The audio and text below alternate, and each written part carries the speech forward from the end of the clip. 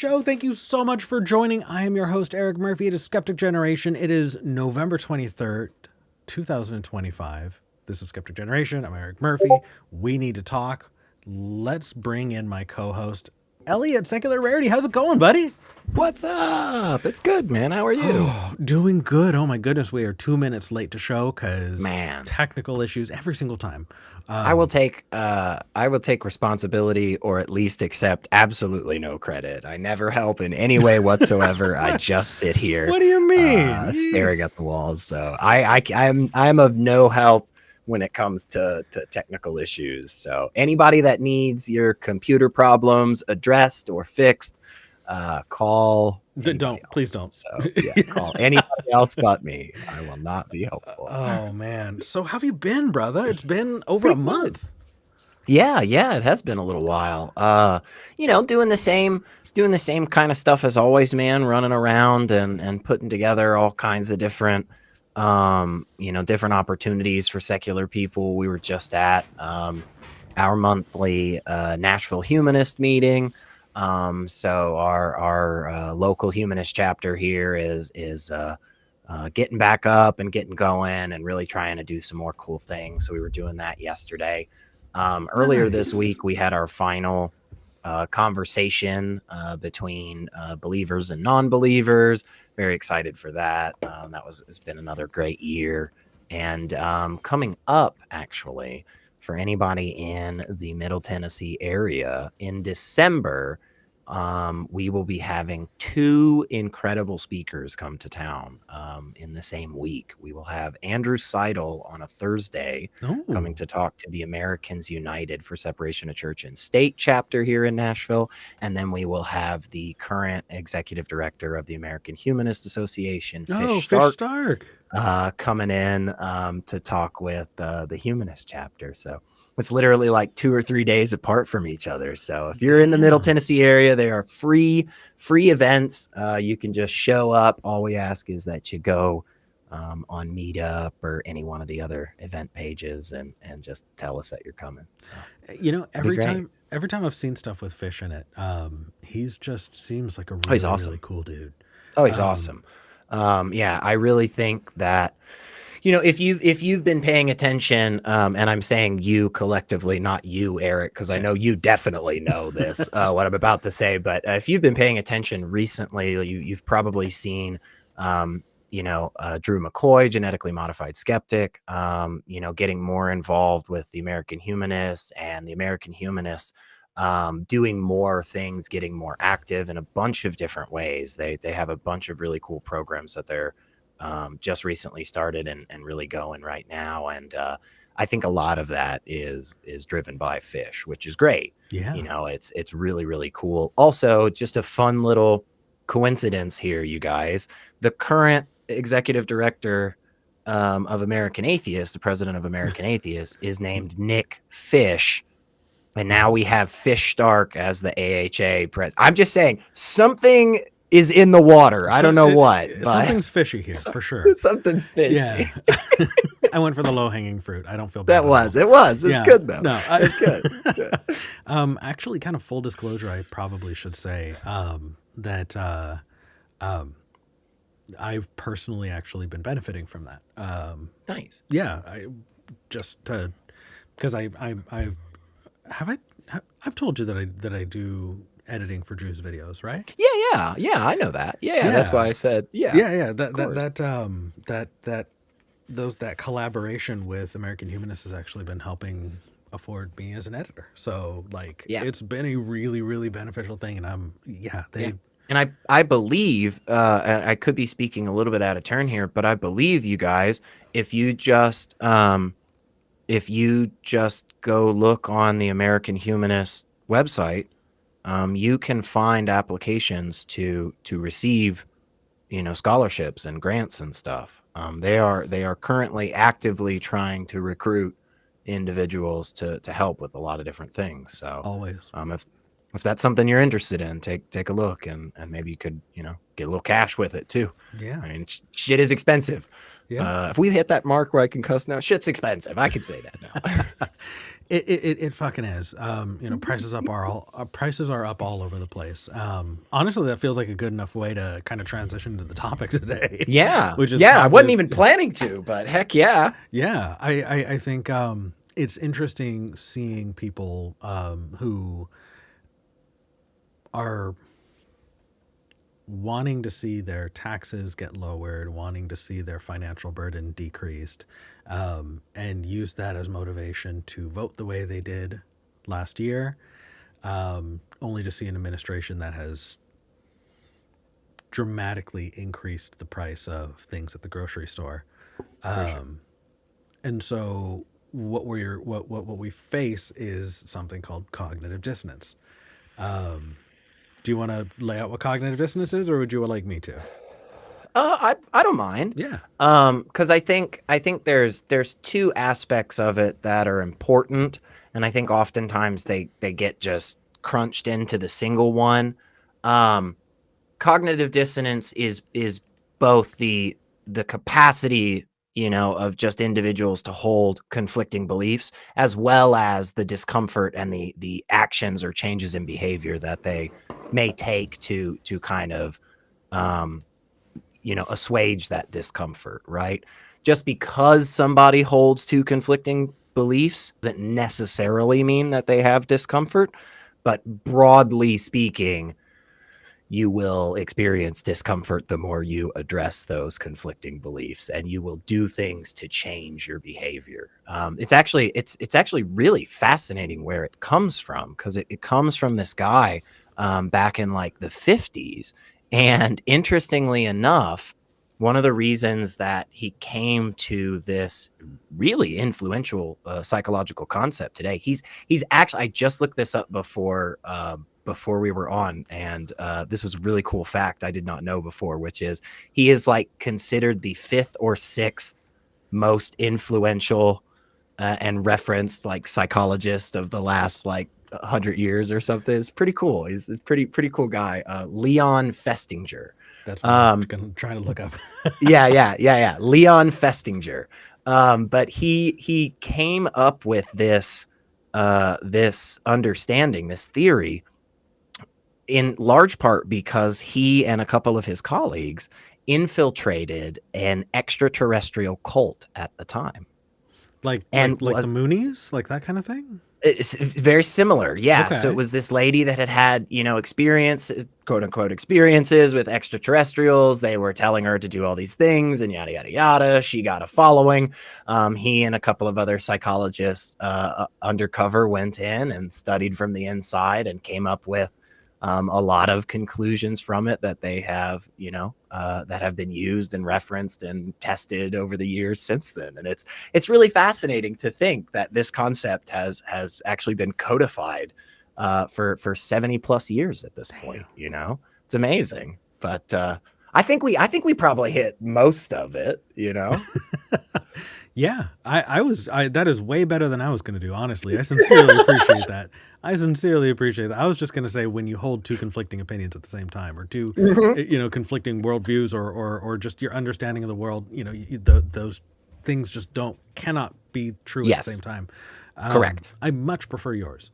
Well, that's the right to it. That's the right to it. Yeah. And again, I think it is important that we separate the two conflicting ideas and the discomfort from that, because I don't think I think we have good examples to show that there are individuals who have clearly conflicting ideals and don't experience that discomfort, right? I think experiencing that discomfort is largely a good sign, because it means that you are wrestling with those ideals in some capacity.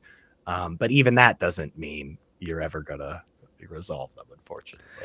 Well, that kind of brings us into an axiom conversation, I think, and we should probably address that. I feel like we operate under this assumption that we should not have cognitive dissonance. Sure. Right? That we ought to be consistent in our views, and those views should be clear and concise and not in conflict. Correct. I feel like there are different Buddhist koans and styles of philosophy that embrace conflicting worldviews and Sure. will embrace the absurd in a way. And so when we are talking, we probably need to recognize that like our axioms are that you ought to have consistency in your worldview Hmm. and that your opinions should not be in conflict with themselves. And that kind of leads to this, skeptic empirical approach. But not everybody has that. So For so sure. so implying that yes, you want to be consistent. Specifically, that means rational, right? If you want to be Hmm. rational in your views, you don't want them to be in conflict. If they are in conflict, Right. you are irrational. It is an irrational view, just by Yep. definition. Yep. Yeah. So assuming you want to be rational, assuming that you find yourself with two conflicting opinions. Hmm. Oh, you know what? We got a caller, and actually, I should probably get this out before we continue. Hmm. Do you Hmm. want to take calls from John today or no? I'm okay with it. You want to take I'll calls from take John? them. Okay. I do Sure. want to put the I'll phone take number out. whoever we got. Okay. I do want to put the phone number out for other people. Hmm. If you want to call into the show, please do. The phone number is 412-SKEPGEN. That's 412-753-7436. Or you can go to tiny.cc/SKEPGEN. That's tiny.cc/SKEPGEN. Our call screener is on the line. And if you want to see the next call shorter, call in. We'll talk to you too. We want to hear from you. There's a lot going on, and I think that I think in my reactions to seeing what's going on in the news and in my community, my frustration, my anger, my fear Mm. has led me to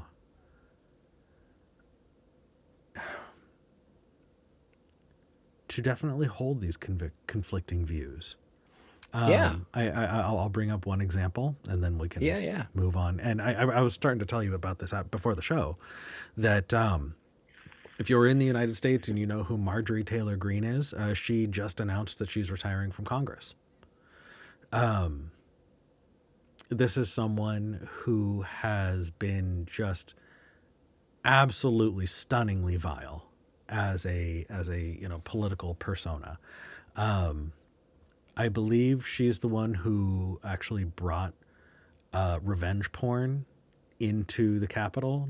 Did you see that when she printed out the picture That's of sounding familiar. I'm not 100% positive it was her, but that is sounding pretty familiar. So, I think it was yeah. MTG. Either it was her or Lauren Boebert, but I think it was There's MTG. yeah, there's quite a long list of quote unquote damnable offenses, if you will, in my opinion, by this Right, person. right. So, And yeah. and so Yeah. seeing her get like flip on and start losing her shit at the MAGA base that she's been a part of over the Hmm. Epstein stuff Hmm. has made me go, maybe she's just horribly informed and a bad person, but maybe this crazy is going to turn back around on, and this will be interesting to see. And then boom, Hmm. nope, she's out. And it Yeah. feels bittersweet because I thought that I was Mm. going to absolutely pop champagne the day I found Mm. out she was going to be, leaving, and I'm not. Hmm. It took the wind right out of my sails. Mm. Um, Hmm. and I think that there's a lot of cognitive dissonance there. Yeah, I get that. I feel like this is another one of the examples that really frustrates me, and something that I feel like I've seen in a lot of other places. And I'm going to say some things here in a second that I know a bunch of people are going to disagree with, but remember, I am giving the most charitable, gracious possible view. Okay. This is me attempting to be the bestest of angels The and best of and boys. communicators, right? Right. The bestest of boys here. Okay. So here is what I see. An individual who is passionate and principled getting to a place where they start to see pushback on those principles. And instead of continuing to fight and fix the problem, they run. And they go back to the safety and comfort that they know they can get away with and not have to worry about the issues anymore. So again, I know many of you are out there like, what the fuck are you talking about? Yeah, Marjorie Taylor Greene, principled and understand again. Yeah, her principles might be different than ours. Her principles involve harassing the parents of children who were shot in school shootings. Right. That's her principle. Right. Like it's right. Right. I'm not saying good. I'm not making any judgment on that. What I'm saying is I see somebody that, again, in the highest of possible charities, I see somebody that was fighting, supposedly, right, for something decent, something of value, right? She came out and said, look, I think nobody is above the law. I think the crimes that have been committed need to be investigated, right? And the moment that she received genuine pushback from that, the pushback, by the way, the vitriol, by the way, the disgusting tactics, by the way, that she perpetuated and championed. Mm-hmm. And she finds herself in that position, and what does she do? She tucks tail and she runs. Yeah, because she's a fucking coward who can't take what she dishes out. And I unfortunately, I have seen that so many times. I mean, how many times, for instance, just over the years, you and I have seen somebody that gets out into this space, right? And they go, I'm going to make a video and I'm going to tell them all about William Lane Craig's bullshit. And then next thing you know, 2 weeks later, there's some difficult decision. And then all of a sudden somebody says like, hey, I don't know that you like handled that super well. Like, hey, I've got a question about the way. And they're like, well, I just can't be here. I just got to leave the atheist cult online. Rah, rah. And it's like, well, wait a second. Yeah. What the fuck are you talking about? It's frustrating. It's so frustrating to see finally seemingly having a moment where this individual is like, you know what? I am going to do the right thing. And then they just fucking leave. It's that whole stopped clock being right at least twice a day, right? Like, there's no way that her clock was on time. But we saw an alignment here. The stars aligned just in time for her to bitch out. Just in time for her to leave. Right. It's BS. And I'm not going to keep going. We got at least one caller. No worries. It's okay. So we got more to talk about, I'm sure. But we will pick up. I do want to keep the phone number out there. So let me put that out while you know what? I can't multitask that hard. Let's just grab John in Canada. John, let's get you in here. You're live on the show. Hey, John. Hello, Eric, and hello, Secularity. Is that how you say your name? Yeah, pretty close. You can just call me SR. That works too. Okay, SR. All right. I'm just going to get straight into it. All right, Eric, I remember the last time we spoke, we had a big argument. I don't want to retread that. I just want to say I apologize for that and for everything I've ever said each time I called you. I apologize. John, why do you think that there's been issues? Like we've talked about it after you've called, and I'm sure you've seen. Do you understand why there have been issues? Yeah, I do. Okay. What are those? Well, let's see. We've argued over socialism. We've argued over trans issues. We've argued over. Actually, I'm sure we've argued over other things, but those are. Oh yeah, we also argued over immigration and illegal migrants. Do you think that those topics are what has caused there to be problems? What else can there be? So, John, it's like this show exists for those kinds of problems to be called in about. So it's not that you called in about those topics. It's specifically the way that you're addressing it. You, John, not the topics. Problem is you. And I can explain why, right?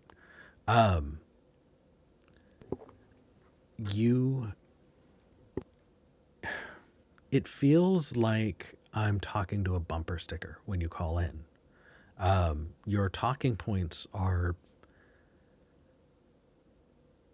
they don't feel like you've come up with them yourself, because whenever we push back on them, you don't have reasons behind them. You just have the statement themselves, right? So as an example, right, when you're talking about welfare queens and people, taking your money out of your pocket so that they can, live without ever doing any work.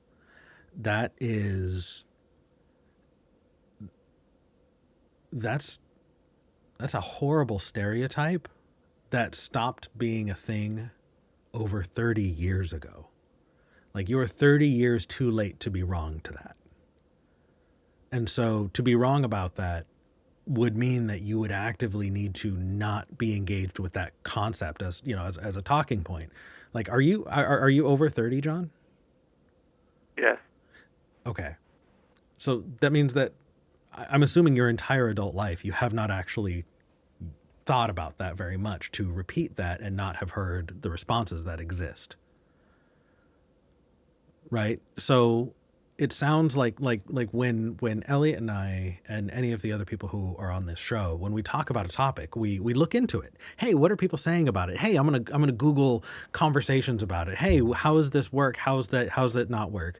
Right? If you're gonna talk about people stealing money from you out of your taxes, how much is it in taxes? What are the percentages of people who are doing that? How many people does it help? Right? Like, all of those things. What is the percentage of that out of your taxes does that go to? Those are all really, really important things that if you actually wanted to talk about it, you would look up at least a little bit. But it becomes evident every single time we talk to you that you don't look it up. And so what that sounds like to us is that you're relying on us to do that first bit of thinking for you.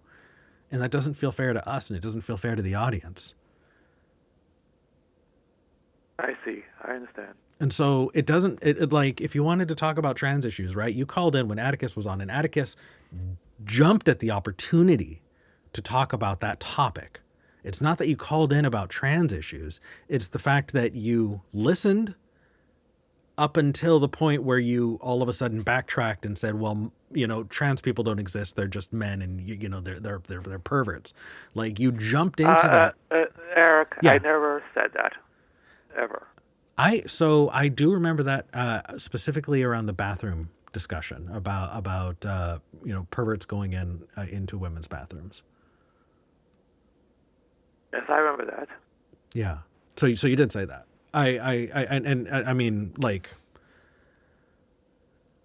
that is a talking point that has been engaged with, right?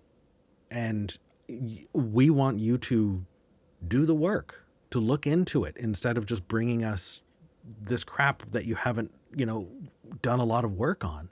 And every single time it feels like you backtrack back to these awful talking points. And the thing that kills us, John, is that you are, like, we're trying to bring to the table our best understanding. We're listening with an open heart and an open mind. We're wanting to meet you where you're at and to engage with you on these topics. Okay. And it feels like you're not even trying to meet us halfway there by researching it and bringing your own understanding too. You're just repeating what you saw on,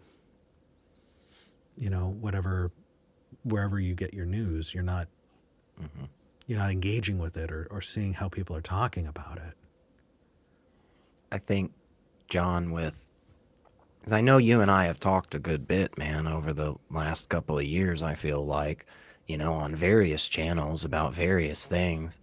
I think for me, the biggest frustration is, like, we have a chat like this, which, I mean, so far it feels really honest. It seems really genuine, and then the next time we talk, it's like none of that happened, like there are points that get made by you and us in conversation that we both seem to like agree on, or we both make progress on, not saying like you flip your views entirely or Eric and I completely flip our views or anything, but like we both seem to like move a little, right?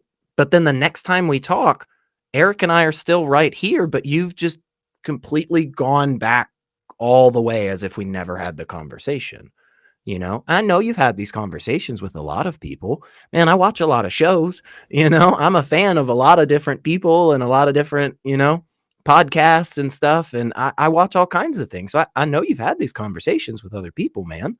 Um, you know, so that's my biggest frustration. It just feels like, we have all these points that we get through, and then yet we come back as if like we've never ever talked about them.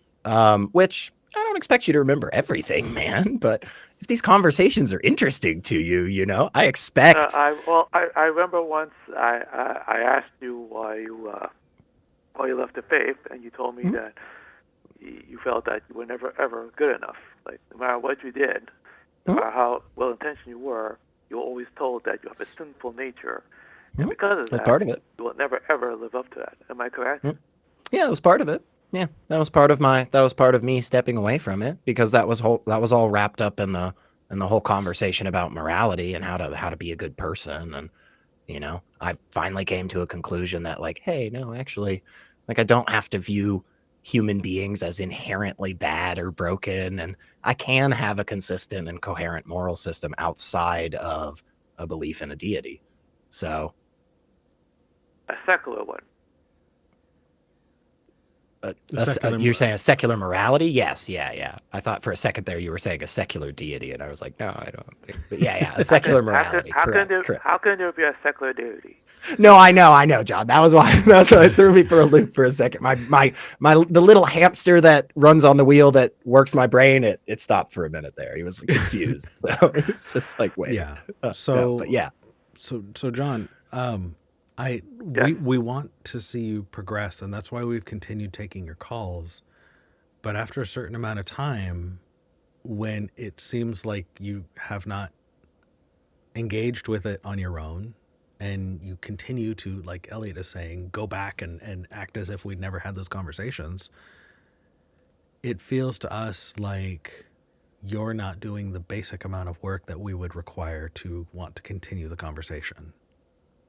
And because of that, it gets really frustrating. And so we would rather have conversations with people who do want to do that basic amount of work. I see. So in other words, you want a dialogue. We want more than a dialogue. We want a dialogue with someone who is going to do research and reflect and evolve in their opinions, because you have different information, and it doesn't feel like you do that. It feels like somebody took a drawing of John and then presented that, and we talked about how to fix things or what could be different, and the drawing never changed. It's like you're stuck in time, and we don't we can't do anything with that, right? The point of these shows is to talk about each other's ideas and to change our own minds, and it, like Elliot is saying, it feels like you'll do that once, and then by the time that we talk to you again, it's like we never talked to you at all. I see. So I hope that in the future you're able to put in a little bit more work with people, because you found one of the few places where you're going to get skeptics who are open to talking and listening. And it feels like you squandered that opportunity. And that sucks. But this may just be the lesson that you need to learn, not to fucking do that. Like, you got to put in the work. You got to do your own research and think about and reflect and grow as a person. but we can't hold your hand and then keep going back to the same bullshit every single time. It's not fair to us. It's not fair to you. It's not fair to the audience. Okay. So the apologizing and not knowing why, right? There are a couple of parts to an apology. One of them is, the most important is understanding what you're apologizing for, because you're never going to grow if you don't know why. And so, like, that's why. Either way, John, I wish you the best, and take care of yourself. It sounds like we're not going to be talking to you again. So, Elliot, is there anything you want to say to John before we close this chapter? No, I'll say something kind of just in general afterwards to wrap up. But All right. no, I think, yeah, man, as long as you approach every conversation like this and you're willing to keep thinking, I think that's the right way. So. Yep. And hopefully that works with other people that you talk to in the future, because it will not be us. Bye, John. Okay. I'll say, go ahead. Yeah, my thought is just on the point about kind of continuing to learn and continuing to change your viewpoints and so forth. Obviously, I think the viewpoints that I have are correct. Everybody does. Otherwise, we wouldn't have them. Yeah. Right? But I very, very much like to believe, and I'm sure it can be shown to me that in certain places I don't do this, but I very much like to believe that the way I view those conclusions that I hold is one of the most correct for the time. And that I'm always willing and interested to get more information that may refine these just a little bit more, that may help me make better decisions and come to more accurate conclusions in the future. Very rarely, and I don't even know I could bring up an instance off the top of my head. Very rarely in my life, when I have looked into a conclusion that I hold, have I ever discovered that actually the answer is way simpler and easier and totally black and totally white and super duper easy and uncomplicated. And every single time that I can think of, it has become more complex, more nuanced, and honestly more fascinating and interesting. And I understand more about the world. And that is the sentiment that I want people to harbor every single day when they wake up. I want people to always be curious, and I want people to always be willing to say, hey, I know that answer right now, and this seems to be the best we've got at the moment. But we're always open to new things, and we're always looking into new stuff. That's what I really want to instill in people. And so when I find somebody, for instance, just to use this person because we've been talking about them, when I find somebody like Marjorie Taylor Greene, who for years very much seems to be on the opposite side of that viewpoint, right? Yeah. That's frustrating.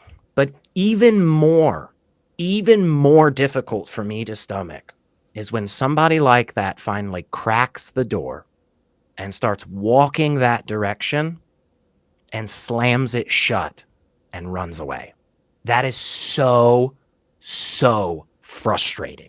Yeah. Because it is difficult to walk that path. It is uncomfortable to find yourself constantly on the front line, being willing to have your views poked at from every direction. It is insanely difficult, but it is what will make you a better person. It is what will make the world a better place. It's the only thing that ever has, in my opinion. So, I want people to grow. I want people to get better. I want people to come to better conclusions, but sadly, some days we don't see that progress, do we? No. No. And to be clear, like, nobody changes on a dime. You know, your life is a ship that takes a long time to turn. You know, so I the number of times where I have wrestled with, you know, when I was much younger, this problem of evil. Why do bad things happen to good people? I approached it again and again and again and again and again. And like someone with amnesia, with someone who just could not form the memories, I would feel like I was approaching it for the first time every single time. And that was because the only answer there was that there's not a God. And that was not an acceptable answer. And so it was better that I just pretend like I had never heard it in the first place. And maybe if I try again, maybe I can have success this next time. You know, the fact is that, like, you need to be exposed to ideas over and over again. So even if it's hard for you, what got me to move forward is to stop. Like, what was happening is I would run up against a problem. You know, I'd go, you know, why do bad things happen to good people? I don't know. I'm uncomfortable. Hey, I'm going to go play World of Warcraft now. You know? And that's why I never moved forward. It was stopping and looking into it, doing reading, finding other people who are asking the same question and seeing where they went with it. That's the only way I ever made progress. So, yeah, you know, if you're going to call in, great. We'd love to talk to you. And also, that's only one piece. That's opening the door. You actually need to walk through it. And there is, you know, there's always work. There's always work that needs to be done, you know, on an individual level. And I guess this is just a personal, like, incredulity, you know, here, right? But like, how is it that somebody is like interested in something and yet still doesn't go through the effort to like learn and understand? Like, if somebody came up to you and said, like, man, I love trains, I'm really interested in trains, and you're like, no way, like, what kind of train is that? And they're like, I really don't know. And you're like, oh, okay, cool. Okay, maybe you're not that into trains. Like, how does you know, a DC-7 differ from a, you know, so and they're like, oh, I have no clue. And you're like, oh, okay, do you know any like facts about trains? Like, is there anything? And they're just like, no, I just have a bunch of trains. And it's like, okay, it sounds like you collect trains. I don't know if I would say like you're like super into them, you know, but like, you don't seem to know a lot. So I don't know, how are there all these people out there that seemingly, you know, I mean, I've heard this so much over the last handful of years, Eric, and tell me if I'm just mistaken here. But over the last handful of years, apparently, everybody has come out and expressed their deep love and interest of women's sports. I didn't realize that everybody in our country was just such a fan of the WNBA or the Women's World Cup, or, you know, I didn't realize this was the case. And yet, for some reason, every time those sons of bitches are standing there proclaiming that, they can't name a single athlete. I don't know. They can't tell me about a team or a policy or I don't know why. I'm just confused. I'm sure it's genuine. You know, it feels like a microcosm of the same kind of misogyny that just fully infiltrates and permeates our culture, right? You know, hey, are you a cis guy? You have been taught to talk over women in your life. You have been taught to not listen to them. You've definitely been taught to mansplain, explain to them simple ideas because you assume that they don't understand basic concepts. You know, the jump in to protect the poor women. Have to. And to make decisions for them that, like, it's fucking, it's nuts. It's nuts. Yeah. Anyway. Really fascinating. All right, we have a caller. I want to put the phone number out again, though, because I'd love more callers. So 412 SKEPGEN. Guys, call in. We want to hear from you. tiny.cc/SKEPGEN, or you can call 412-753-7436. Our call screen's on the line. Looking to talk to you. In the meantime, though, let's talk to Nadia in Germany. Nadia, you're live on the show. Hey. Oh, I did not grab Nadia from call-in from the queue. That would be helpful. Um, Nadia, hey. Hi. Hello. Good to see you. I- I'm in Germany, and I guess I fled the country in January, and am not regretting it. And yeah, How's your German coming along?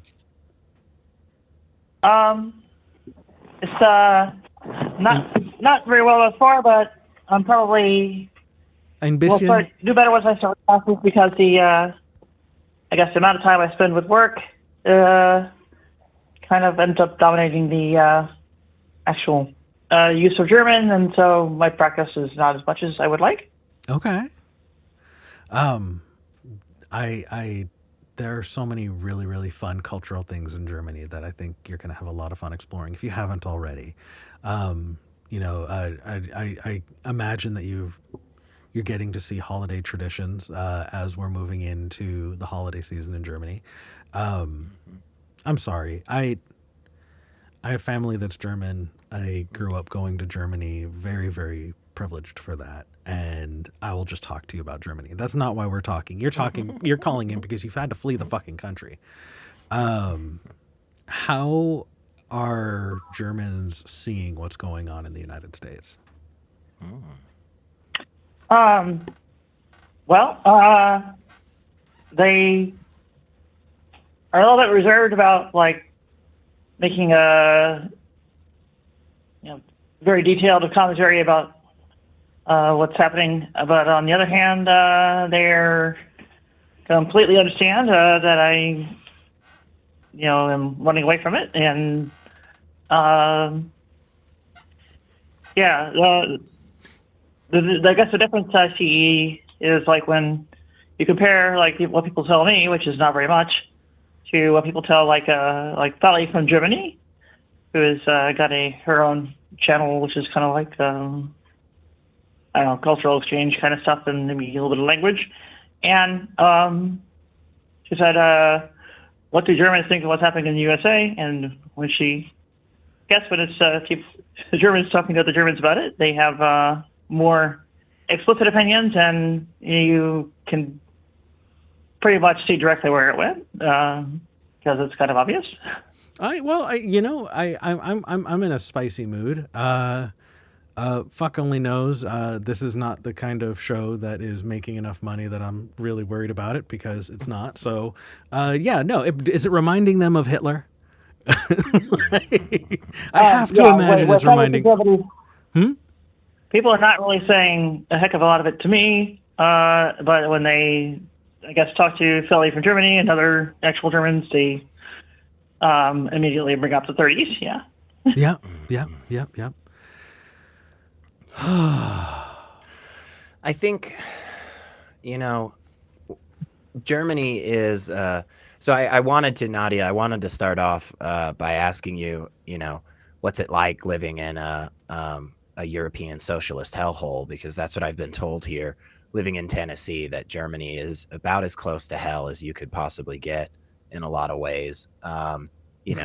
That being said, of course, I actually like to learn things.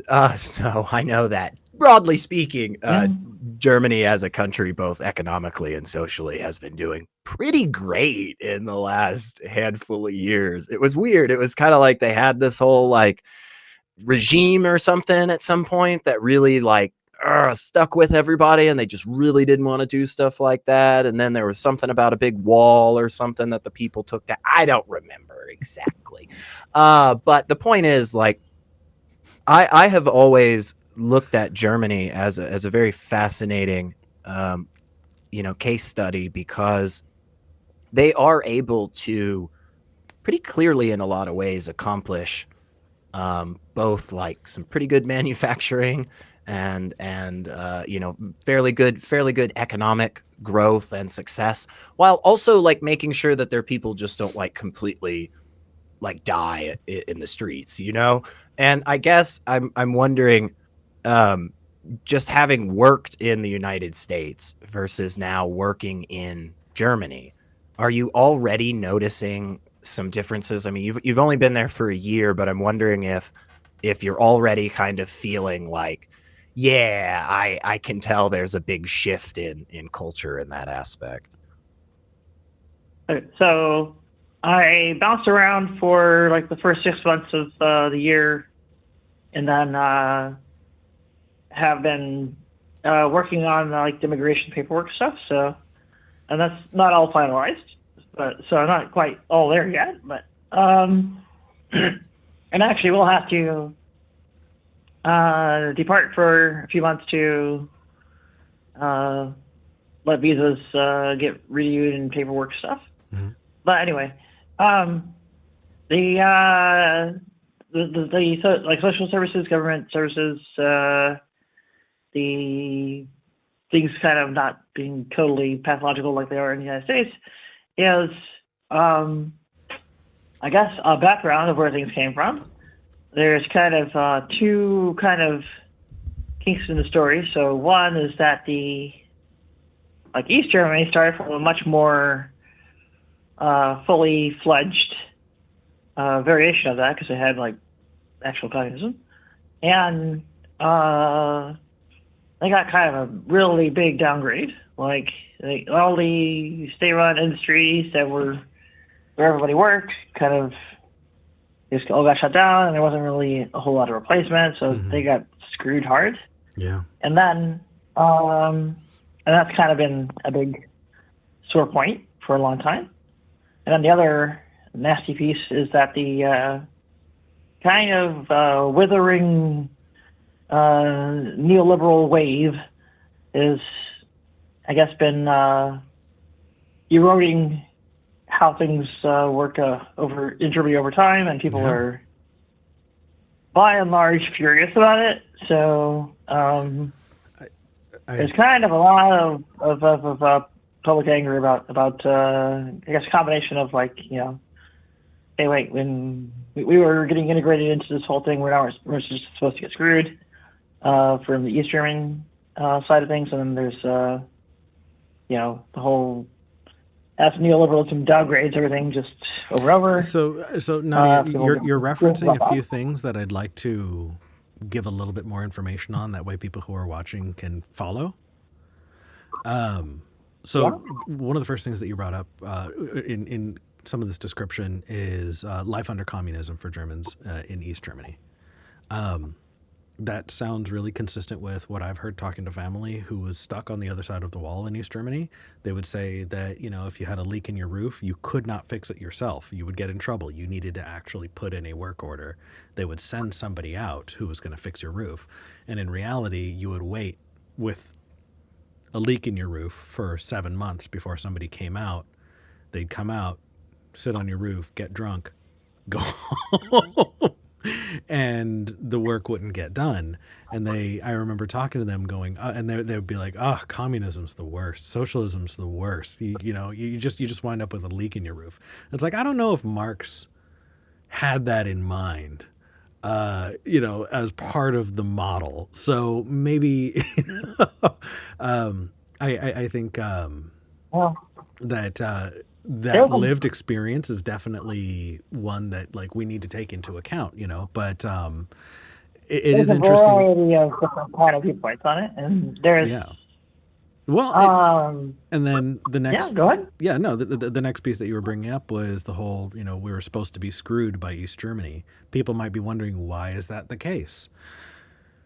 Interestingly, when the wall came down, there was a lot of concern by West Germany that East Germany was going to need so much development and such a large amount of like public investment to kind of modernize East Germany, that there was pushback. They did not want to reintegrate because they didn't want to feel, you know, that there was this idea that they were needing to,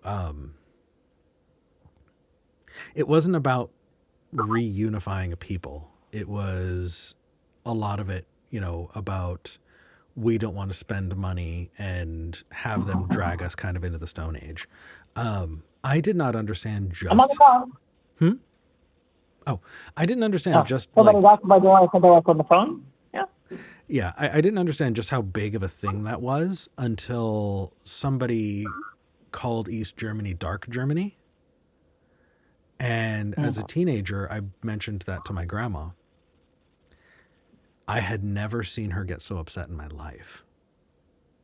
She was like frantic, raising her voice, just, it's not dark Germany. We had electricity, just like the amount of reflexive response from her, definitely, yeah. Like when you're bringing up the idea that East Germany was supposed to set us back, like that's definitely referencing a cultural point that I don't think a lot of United States people recognize. That there was like a cultural reckoning that's happening that happened that you're referencing. That I think people, if y'all didn't know, you should look it up. It's fucking interesting. But yeah. Well, the East Germans are kind of like a lot of myths about how the reunification kind of screwed them over, mostly, as far as I can tell. About how reunification screwed who over? The East Germans, yeah. Really? Yeah. How? Well, the apparently I've not necessarily got a great long-winded explanation of it, but that's kind of my understanding of where kind of the fury is coming from on that side, and kind of why they're all voting for the AFD and stuff. They're all waiting for the what? They're all voting for the AFD and stuff. Ah. Yeah. I don't know. I think that is a conversation that I would love to have that probably takes us further from the show. But let's probably also need to have it with somebody who knows kind of really more firsthand details. Yeah. Yeah, it's. I'm sorry, Elliot. You're just like, what are these guys fucking talking about? No, you're just fine. No. So I was born in 1987, and You're so old. I know I'm so old. I was born in 1987, and I went to Germany for the first time, I think in 1992 or 1993. Mm-hmm. The Berlin Wall came down in '89, and I definitely remember crossing from West Germany into East Germany, and everything kind of went from bright and colorful to gray and black and white. It was wild. It was like the color got sucked out of the world. It's like I don't know. It was a trip. It was a real trip. But Nadia, to kind of bring it back to this, politically, you fled to Germany from the United States. Is it because you were worried about what was coming with politics, or was there other reasons?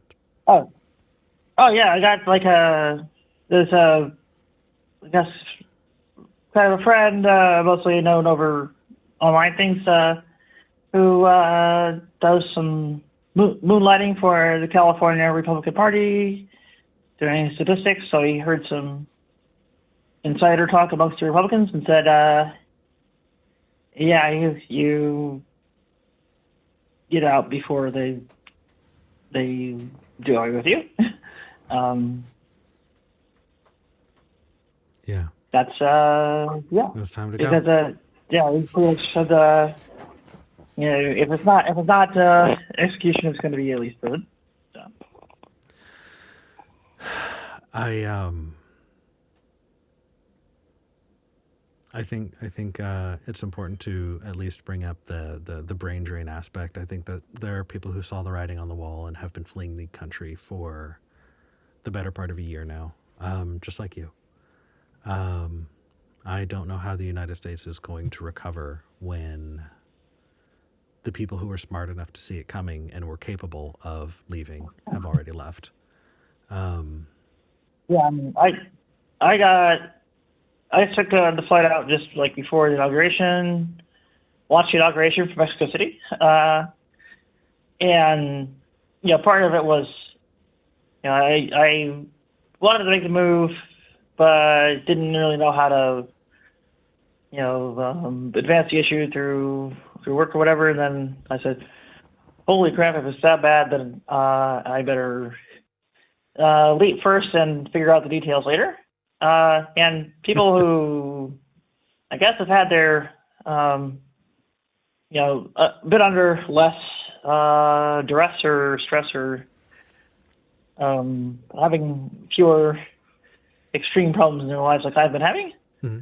Like, 11 years of unemployment with a fair amount of homelessness and mixed in, let's see, big job gap I had before I got this job.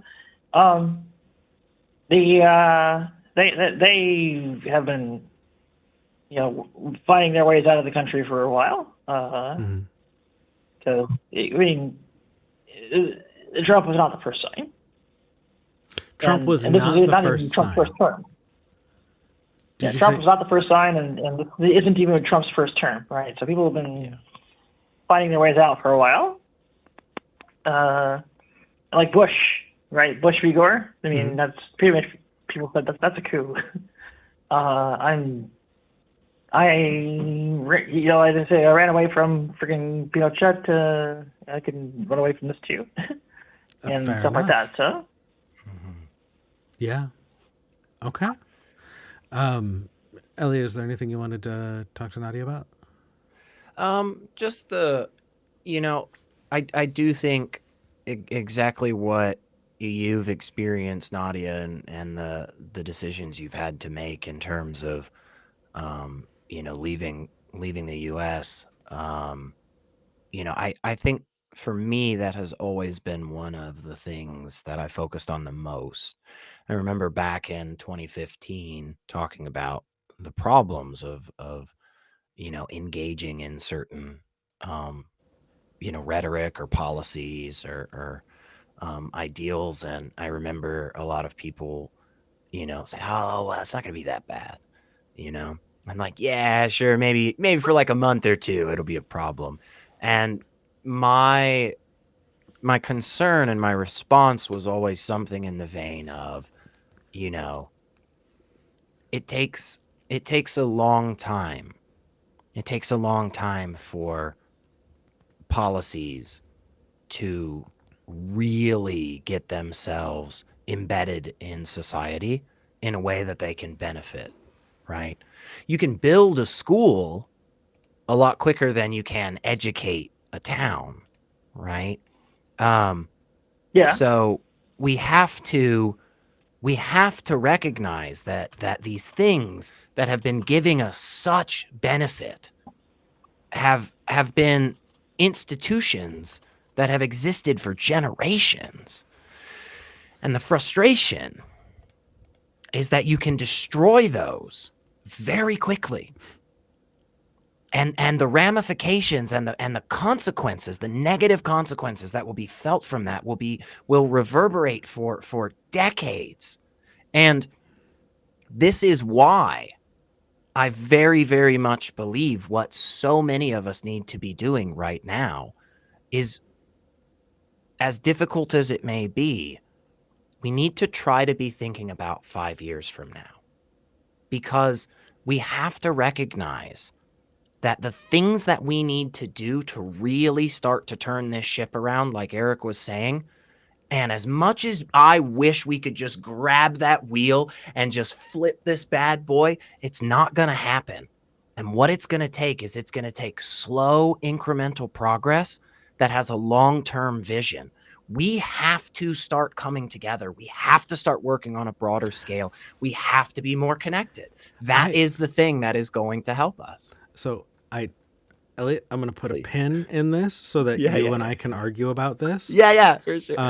But I want Nadia, Nadia, I want you to get the chance to talk to Elliot before we move on. Yeah, I mean, Elliot, that's the kind of thing you're talking about is like, well, I mean, there's a matter of like surviving the next 5 minutes so I can make plans for the next 5 years. And course.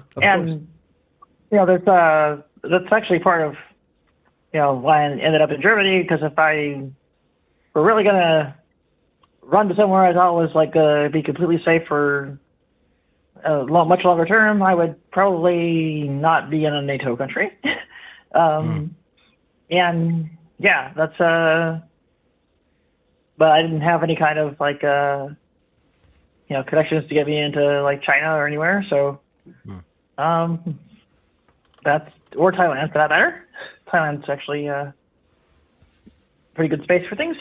So anyway, neither one. So it's kind of the connection I had was to Germany. So there we go.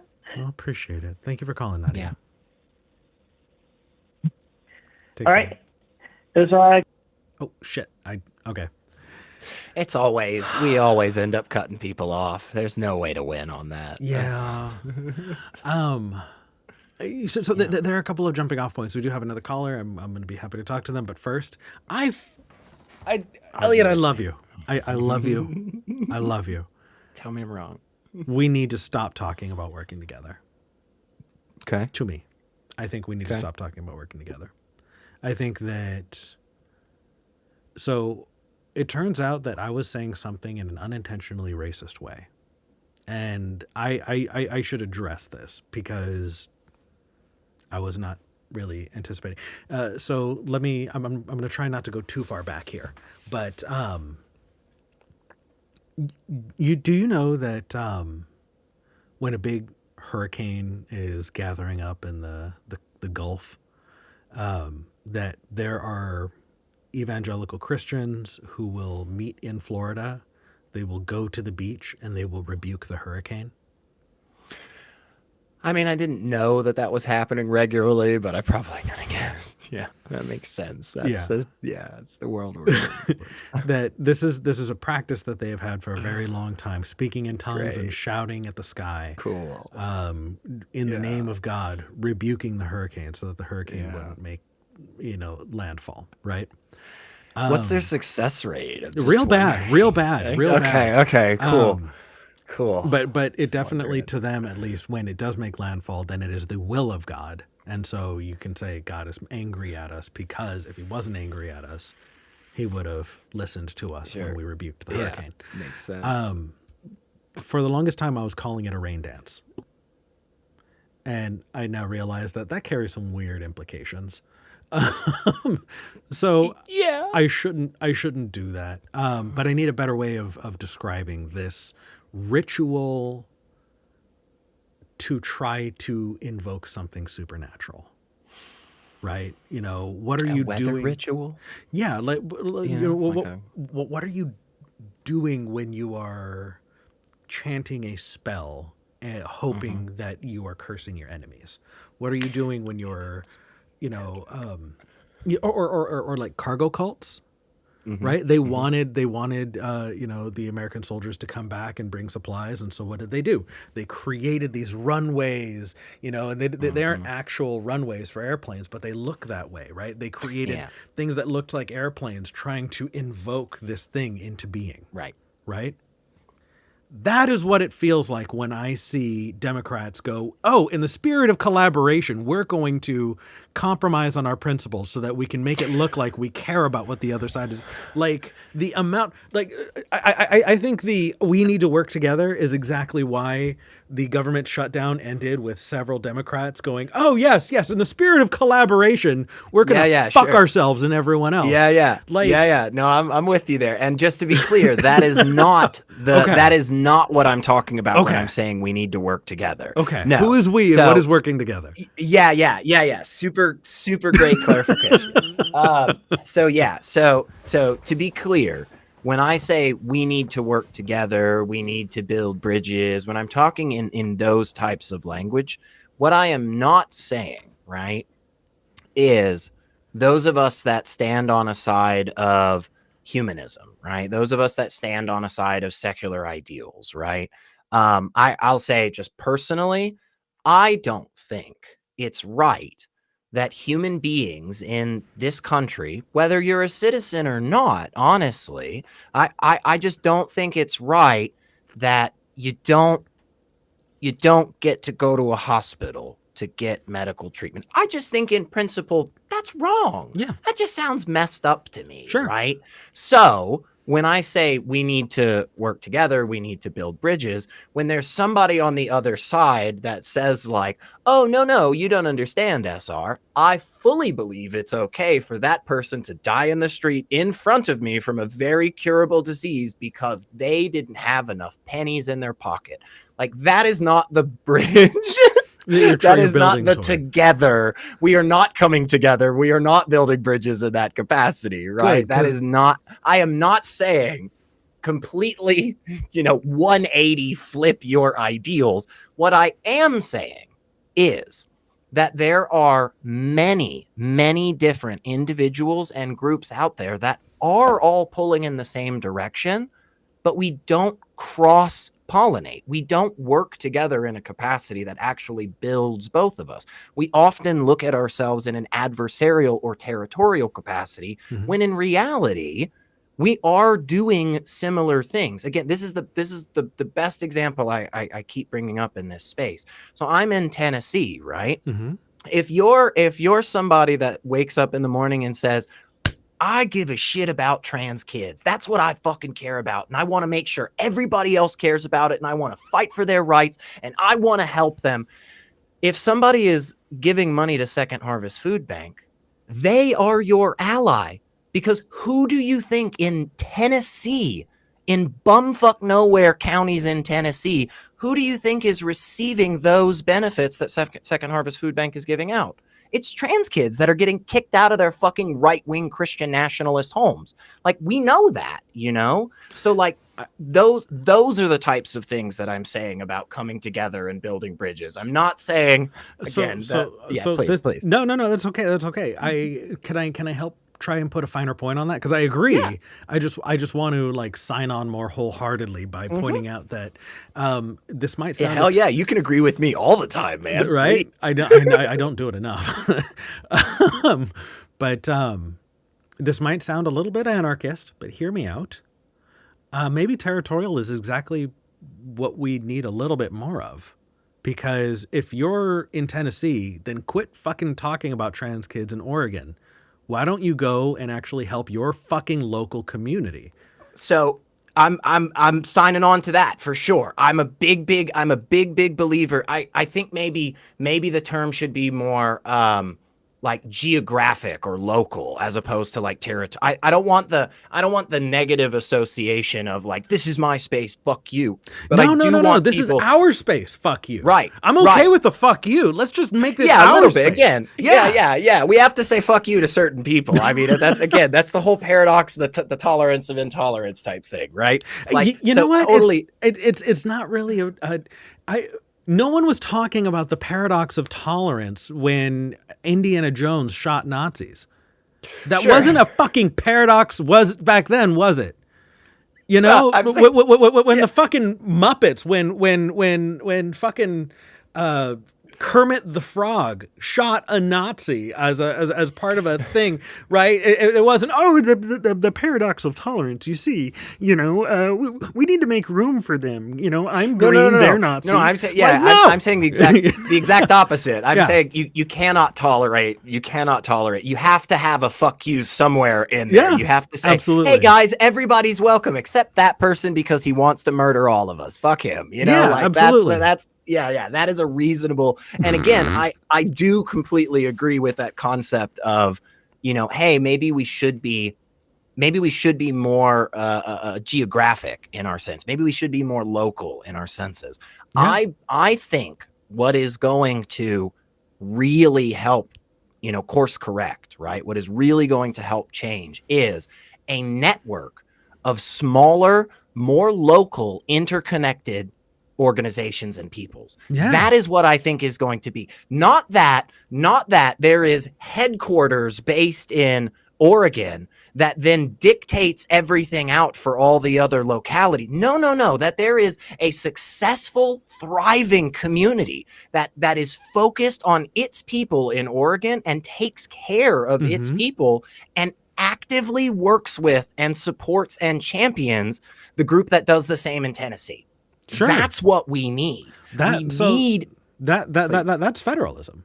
That's exactly what it is. Yes, that's what supposedly these people have been saying they give a shit about for decades, walking around with their pocket constitutions, pulling it out every damn second they got, and then just all of a sudden are just like, you know what? I don't really know that I need to care that much about law and order.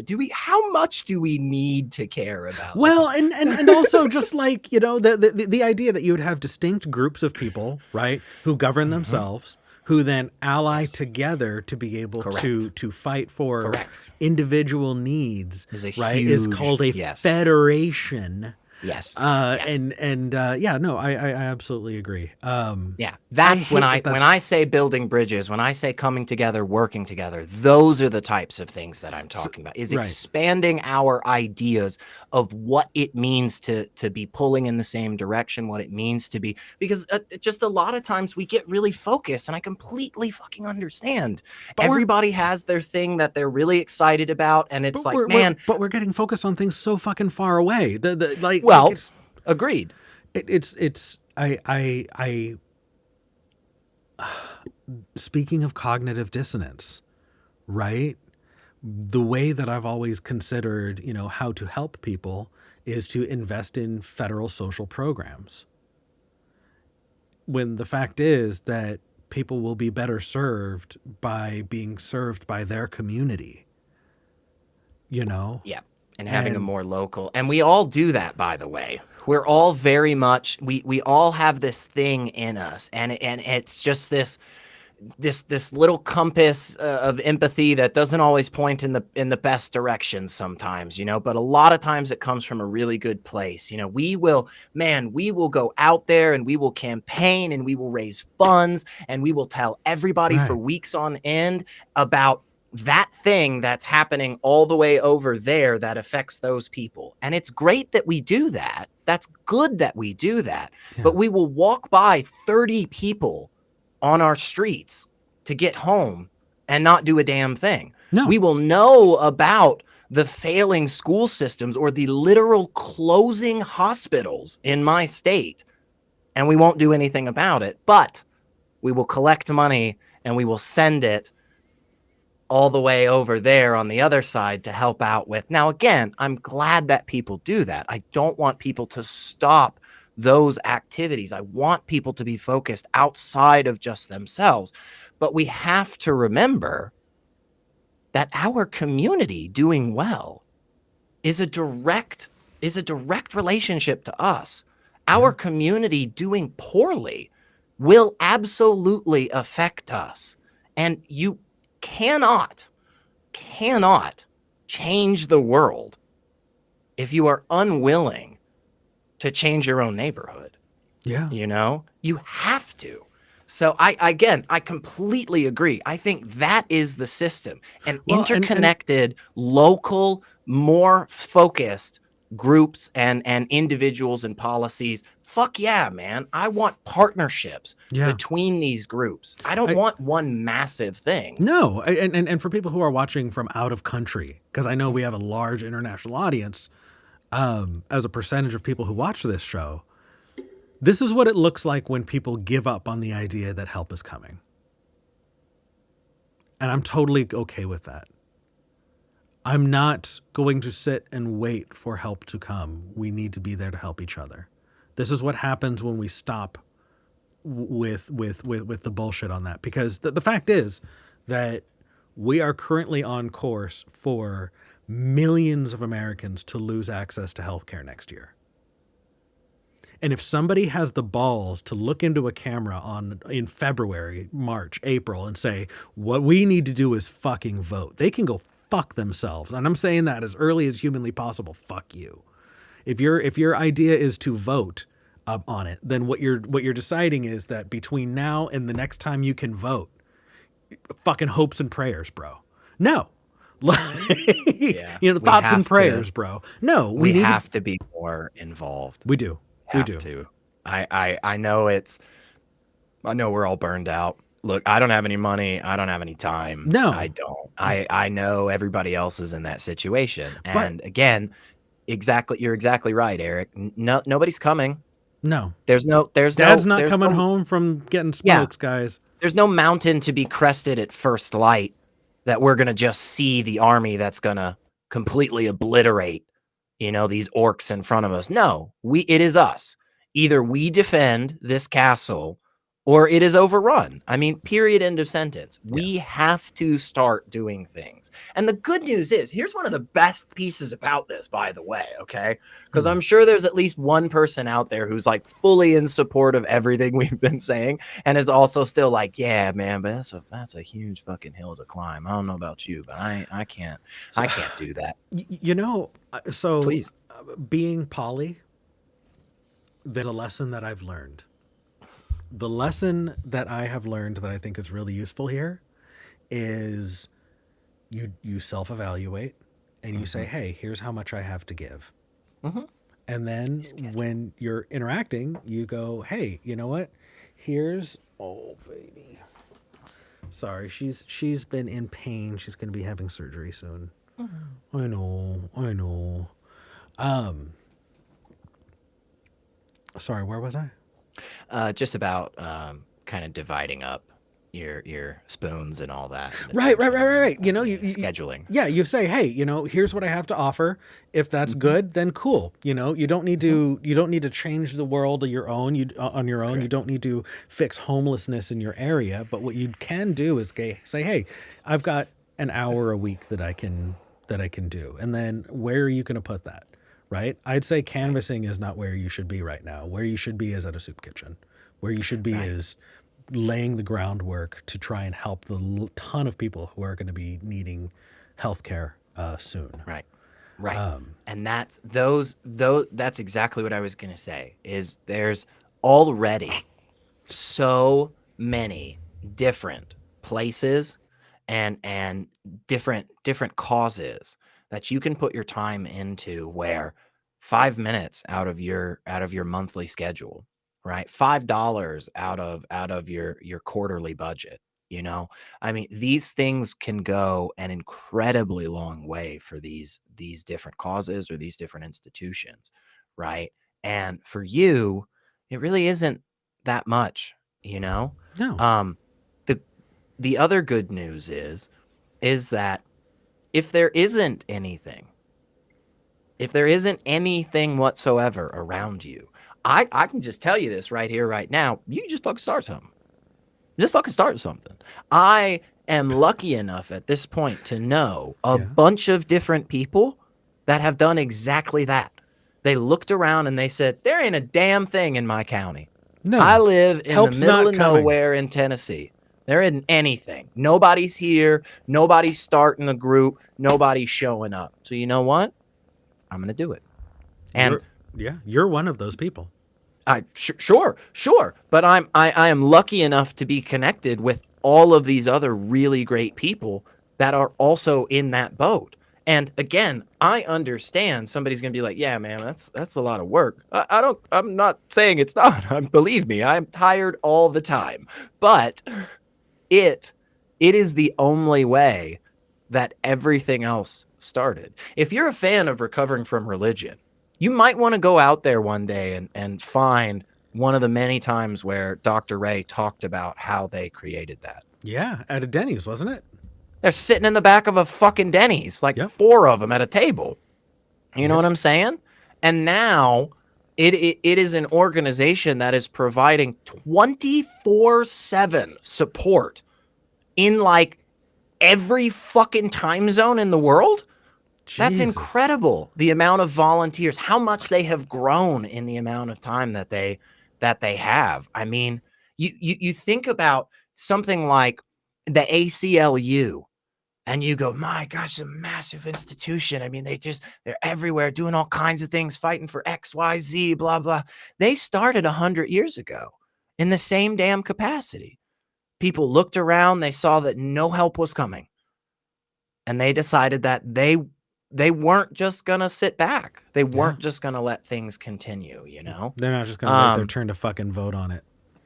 That's right. I'm sorry. I'm so fucking frustrated. I mean, do vote. Hang on. I just want to real quick. I do want to say, please vote. Like, don't not vote. Don't. But yeah, no. But don't. if Get off your high horse that you've done a lot with the voting. You know, we need Yeah. to do more, guys. Don't be walking around sleeping well because, like, well, I voted 4 years ago. Well, It's and so fucking also great. like if you're worried about people who like I'm truly honestly I'm thinking about what's going to be happening in January. Mhm. Starting in January, tons of people are going to lose their health care, and I can't vote on fixing that for them for 9-10 months. So Yep, it's going to be a lot of pain, a lot of suffering, a lot of It was Yeah. the same thing during the lockdowns a few years ago. I watched as my state allowed million plus of our citizens just die, even though it absolutely didn't happen to. yeah, It did not Texas, have to it was- happen. We just let it happen. We just sat back and just watched our people die. And unfortunately, as much as I wish I could go to a box and push a button and things would be magically different, I'm going to be honest, guys. Magic doesn't exist. And what it's going to take is it's going to take robust institutions that are locally focused, that are fighting for their community, that are partnering with other groups like that in their areas, that are learning from them and sharing resources and being that safety net when everything else crumbles. Because we should know this by now. The rest of the world has started to figure this out and has really started to change because of this. But we should know this by now, guys.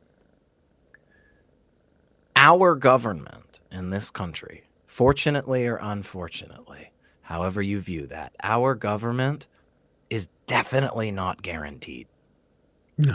The course that we set out at the beginning instantly changed. Like, I don't know if you guys are familiar with the whole Alien and Sedition Acts. We went through this big thing about how, hey, the government's not going to like throw you in jail if you just say things critical to it. The very second president signed a law that allowed the government to put you in jail if you said critical things about the. I mean, oh yeah. I and it never actually fully went away either. Of course. I was reading about somebody who pre-World War One was distributing literature that was urging conscientious objectors to not get involved. There you go. She got found guilty and was put in prison for was given a 70-year sentence. Yeah. It wasn't until saner minds came, later that she was wound up, pulled off of that. But like, there are people who were in jail through World War II because they were conscientious objectors for World War One.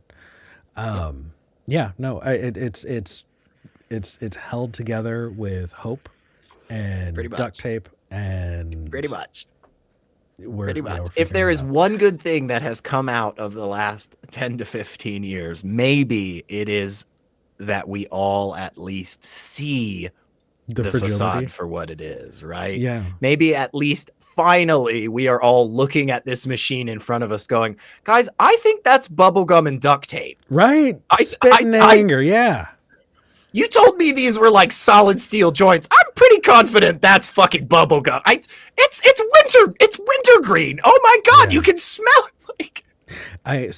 We have two callers. I do want to make sure we get to them, but I also just want to say that I do have one other before we move into other topics while we're on kind of broader geopolitical and political statements.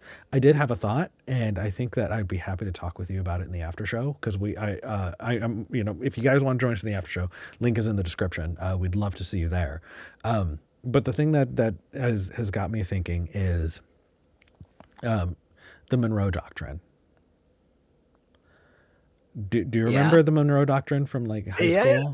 Right? Yeah, this idea essentially telling all the other countries in Europe to stay out of our area. Yeah, to stay out of our neck of the woods. Right? Yeah. Totally internationally unenforceable at the time, but no, but but actually it was enforced through military force, right? Yeah, Like, we the United did. States Yeah, we did. militarily, But technically, like, Yeah. yeah. to- But we said- did. We set up ships. Yeah. Do you know what happened as soon as the Civil War broke out?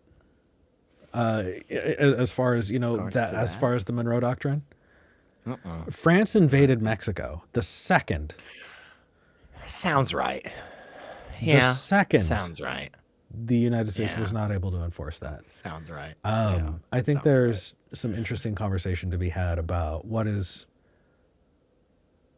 the impact of what's going on here is going to have on a lot of other countries, because there's blood in the water and there are sharks, and they're not necessarily coming for us, you guys.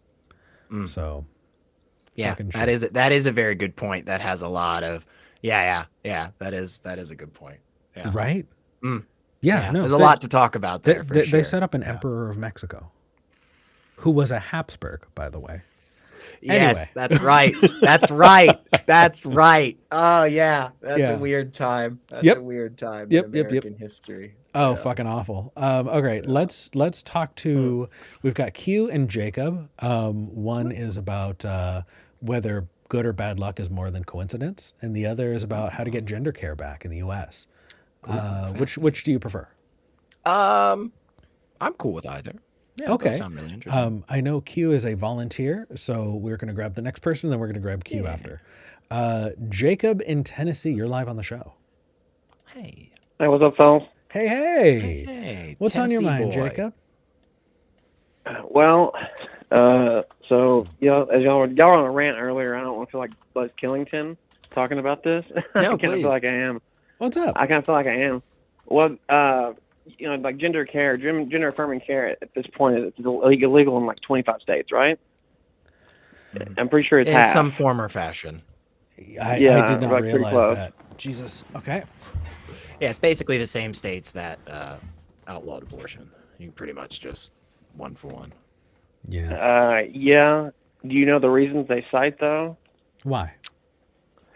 So for instance, then this is owning the bad facts. To me, as a society, we kind of have to own the bad facts about basically how science progresses. And in the beginning, not everything's perfect. Essentially, would be a way you could sum this up. Mhm. But so Dr. Marcy Bauer is the head of WPATH. Do you know who WPATH is? No. If you do kind of you don't know who WPATH is? What's WPATH? So if you do a deep dive on this, WPATH is basically the gender guidelines for like the entire world, but for the entire world basically. Yeah, they're World like the head- Professional Association for Transgender Health. I'm sorry, I'm Yeah. pulling it up. Yeah, go ahead. Yeah. So WPATH, she's the head of WPATH, and she writes, "I'm unaware of an individual claiming the ability to orgasm when they were blocked at 10 or 2." Okay, that's from a case that the U.S. Department of Ed versus Louisiana, and it has to do with suing the state to if you can block the rights of this type of care, and this is some of the evidence that they're presenting. Is this?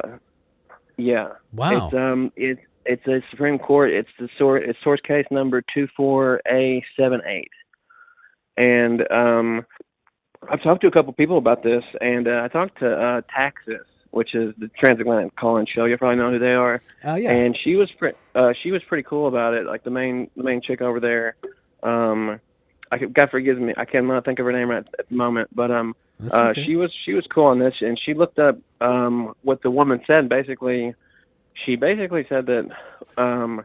So like this is why it's kind of like I said, you have to kind of take this back to like owning the bad facts of the science. Like basically 25 governments in the United States don't believe that there's not enough sufficient scientific evidence to establish that. And one of them is that, like one of some of these quotes, and the other is like puberty, right? So like puberty is the process by which the body matures, like sexually and physically. Like your mind, like it's a chemical switch, and it's like it's a whole system in your body. Oh. And whenever puberty starts, like that's basically the state from being basically like a youngling into becoming an adult. Like that's the process by which a kid becomes an adult. Okay. right? Like, and we're talking like everything. So like so the mind, the body. well, Does that make sense? it does, and also it feels a little bit weird. For a couple of reasons. The snarky response is, "Look at that! Republicans are finally caring about women's orgasms."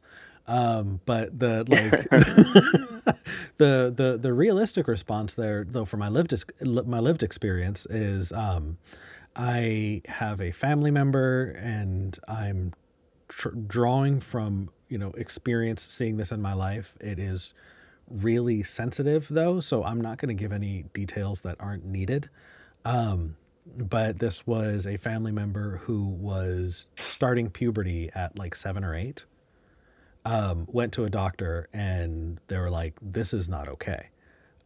This is going to negatively impact their development." And so they were put on puberty blockers until such time that the doctor and the parents decided that it was the right time to take her off of puberty blockers.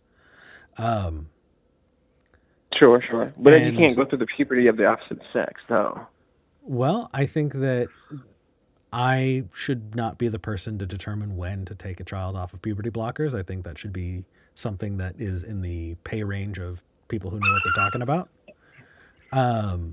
So I think that that's kind of where I stand on both of those things, right? Like, when it comes to going through puberty, let's talk to people who know what they're talking about and listen to them. From what I've seen and heard, it often has to do with very personal, very individual factors that is between the people who are being treating and their doctors. But can't we fine tune that, though? Like, here's the thing. Fine tuning. You know what I mean? Maybe like we're doing it a little too early, and we're not screening as we should, or something. Hold on. Wait. No, stop. If you don't think it's not getting screened, let me tell you, from somebody who has a partner who's been going through that process, who knows people personally who've gone through that process, the sheer volume of screening that happens, the sheer amount of hoops that especially youths need to go through is massive. Do you know how big the hoop is in your Do you know how big the hoop is in your state? Because the hoop in your state doesn't exist. 40, it's bro. just no. I've had kids. My friends have had kids. We've dealt with this. Okay, so like, I don't know what makes you think that it's so difficult. It's literally illegal in your state. That's pretty difficult, isn't it? In Tennessee, we've had a concerted effort for that's decades the thing, to make this not possible. Hang on, Jacob. So I am not. I'm trying to move it forward. Right. I am not a surgeon. I don't know about you, but I would assume all three of us are not surgeons, right? And I can tell you this much, that when my car has a problem, I sure as hell don't just take a consensus of what people feel as to what the issue is, right? I take it to a mechanic. Or I take it to Frank, because Frank's been working on cars for 30 years and has all the things in his garage. Hang on, Jacob. He has all the things in his garage that he's taken apart engines, and he can put it all back together, and he can demonstrate to me what the problem is. So I don't know why in this instance we would do anything else. Jacob, hang on. There's no way to have a conversation if you don't listen to the other people. I know that you know this. You seem like an adult, so I know you can do this. So let's try. We have the exact person you're describing. Jacob, stop talking. I know I'm not finished. I know you can hear me. Okay. So in every other situation of life, we accept that methodology, and I don't understand why we wouldn't do that here. Does that make sense? You lost me. Okay, sure. Okay. So real quick. It sounds like when my car's fucked up, I go to an expert. When my body's fucked up, I do the same. Right? I do the same. Experts in society. Right. Like Dr. There are experts in medical care, right? There are people who have studied this for years, and they know when somebody needs, for instance, knee surgery. So right? Yes, but my position is let's evolve the science. I think I don't disagree. Always evolves. And nobody here is saying that the science is perfect, but we are saying that the science is currently at a level that is very similar to a lot of other things in our life. If my engine is fucked up, I can take it to somebody and they can diagnose it. They can look at things and they can say, oh, replace this, replace that. Funny enough, we can do that with a lot of things too. I have had surgery before on But various half of parts the of my US? body. Say again? When has half of the U.S. outlawed something, some kind of medical procedure? Right. This doesn't Hold up. happen. Hold up. Half of the U.S. at one point in time outlawed black people being legal citizens. Don't pretend like that's Okay. something that's crazy. We get things wrong all the time. Half of right? the There are country people. Yeah, but currently is outlawed I'm abortion. quoting like the Yeah. head of WPATH. You can't disregard the head of WPATH's opinion No, on this in a no, court I'm case not that made it disregarding illegal. that. I'm taking that fully into consideration and saying if we weigh everything else in the medical field, if we go and look at, for instance, Dr. Ming Wang is the creator of LASIK eye surgery, and he lives in my state. He lives in our state. He lives in Nashville. He hosts the Eyeball every year. That's a gala for all these medical professionals. Do you know what the rates of success and failure for eye surgery is? It's radical. Eye It's surgery? radical. Oh, what is it? The problems that can occur from simply getting cartilage pulled out of your shoulder is radical.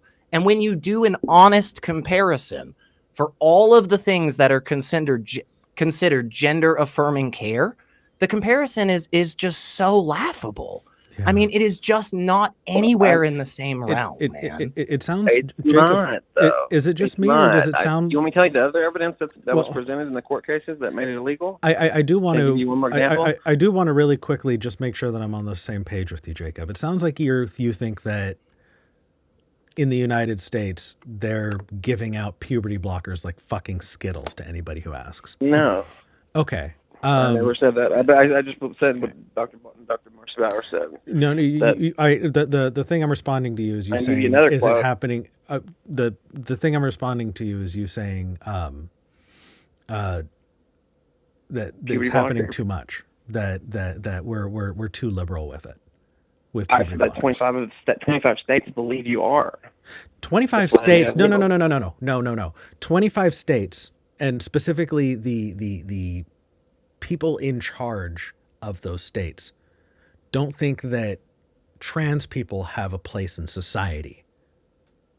No, they have. You look at the court cases. You should No. look at the court Hold case for reference. on. Do you think that the people who don't think trans people have a space in society have a motivation for what they're doing? Because I can tell you the motivation's a lot simpler than their orgasm rate. No, I think that you can't just generally dismiss 25 states and just say, oh, it's just they're all bigots. Like, that's crazy. You No. can't say that, I'm dude. not saying all of the people in the state. I'm saying the legislature in that state. Absolutely is. No. But even if let's just take gotta have let's people just write the take that bills. methodology for a second, Jacob, and that's fine. I'll let you. I'll play with the cards you've put on the table. Okay, if we can't just take those 25 states and outright dismiss them, you also can't just take those 25 states and outright accept what they're saying. We can't use that as a successful methodology. What we have to do is we have to look into the information and we have to come to understand what are the actual risks and benefits. I, for sure, am not denying any of the potential risks. I know a lot of them. I've been very And that's lucky all- to have a that's all bunch of I'm really saying. smart people explain them to me. But what I'm saying is when we're being honest, when we're being genuine about it, and somebody says, you know what, Elliot, you have a risk of badly being mangled and hurt for the rest of your life if you do this activity. And I go, well, right, isn't that the same as like driving a car? And they go, yeah, but you can't have a speedboat. That's just, you're going to hurt yourself so bad. It's like, well, wait a second. The risks are exactly the same. There's no difference in this scenario. For instance, in Tennessee, in our state, hang on, Jacob. In Tennessee, in our state, we passed a law that said no puberty blockers for prepubescent children, for children under a certain age. We said none, period, end of sentence, right? Why do you But think again, that was? Eric just gave an example of things we know happens regularly, where an individual starts to go through puberty at an age that is way, way too fucking early. We cannot give proper medical treatment to those kids. Yeah, those aren't even trans kids. Right. That family member of mine would not have been able to get the care that they needed now. Of course. and precocious puberty? That seems kind of stupid. But that's the problem. That's what we're saying, is because we're just taking a blanket approach one way or the other. I'm agreeing with you. Hey, Jacob, let's take a second and let's look at this. Why are these states doing these things? Why are they doing it? But I'm telling you, when you look into this, the evidence is not on the side of the individuals trying to restrict this care. I'm sorry, I'm kind of stuck on the like. I lived in Texas, and let me tell you something. The amount of legislation that Gavin Newsom passed into law that is very explicitly anti-trans and very explicitly bigoted. Greg Abbott. I'm sorry. No, it's okay. Gavin Newsom. He's the governor of California. It's okay. There's too many. There's too many names we have to remember. Truly, Gavin Newsom, we know California. Yeah, I truly. Yeah. Greg Abbott, he's talking about. We know what you're saying. I have Greg Abbott's face in my head. Thank you for the correction. The number of things that Greg Abbott has signed into law that are absolutely vile. Yes, the dude's a fucking piece of shit. I don't have a problem saying when elected officials are fucking vile monsters. That is a fucking shit human being. As a person, he is a fucking piece of shit. And I have no problem saying when legislatures and people who are vile fucking pieces of shit do vile fucking piece of shit things. So I'm absolutely saying that person and people like him are fucking bigots.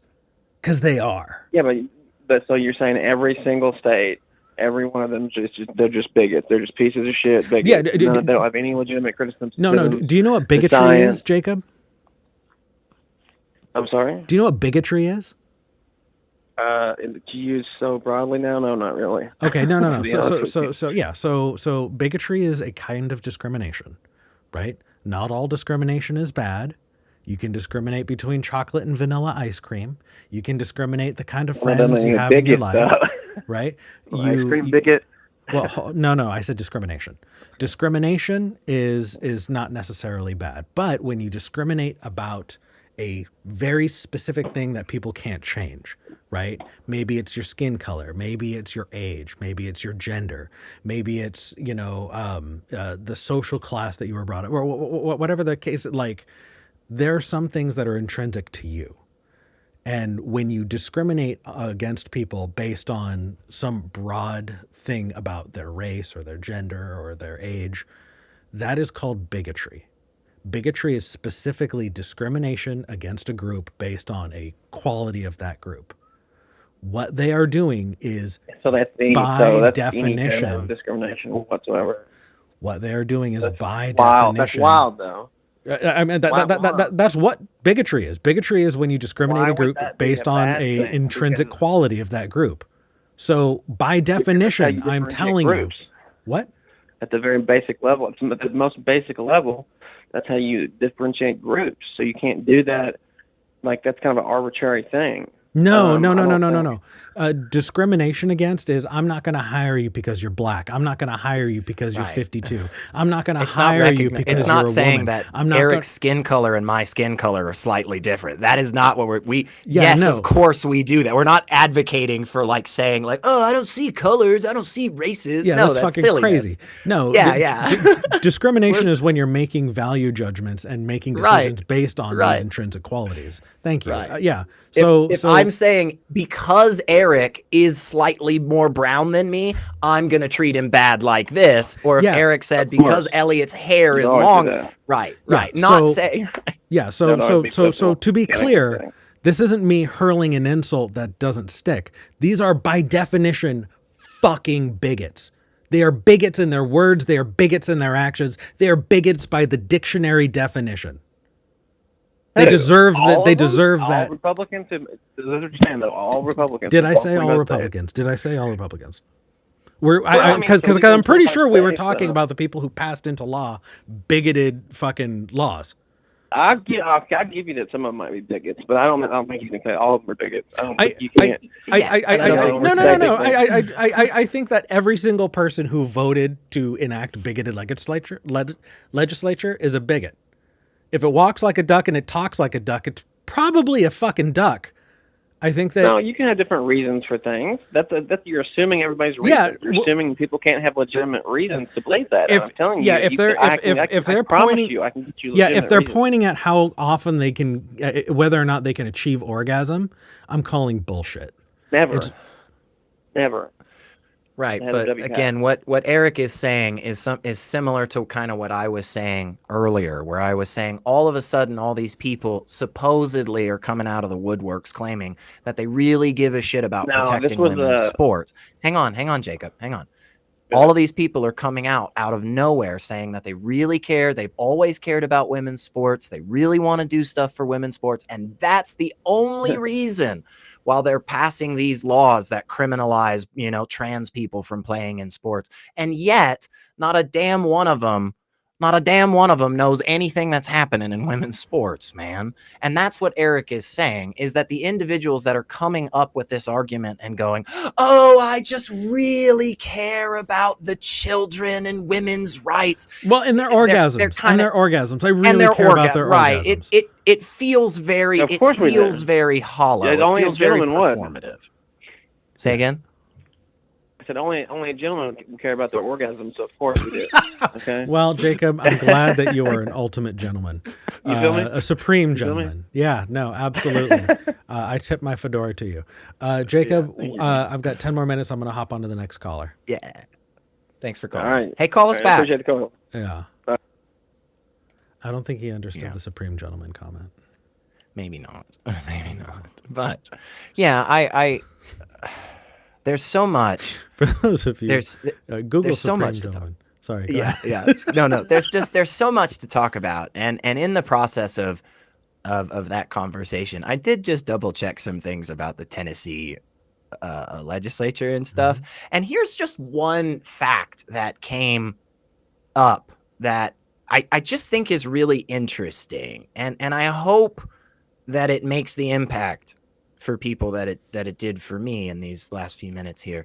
That in November of 2023, so 2 years ago, you guys, the city of Murfreesboro, which is a fairly larger, not one of our largest, but a fairly larger city, the city of Murfreesboro formally removed the term homosexuality from its local ordinance that criminalized it.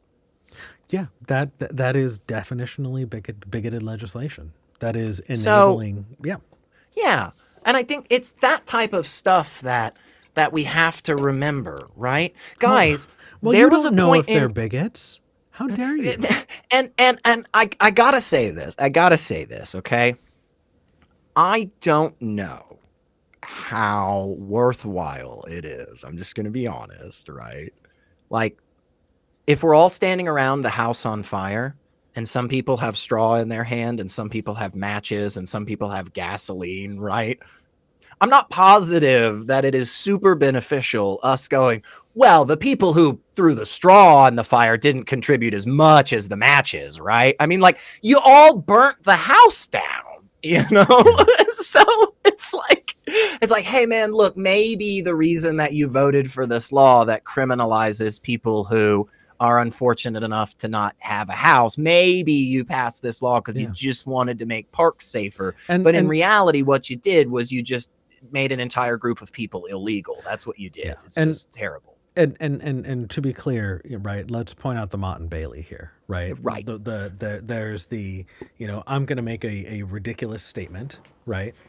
And then when I'm challenged on it, I'm going to retreat to a safer opinion that's easier to try and justify, because I know that what I said is unjustified, and so I don't want to be forced to defend the shitty thing I just said, right? The Mott there is that 25% of, or 25 states have outlawed this thing, therefore they may have a point, right?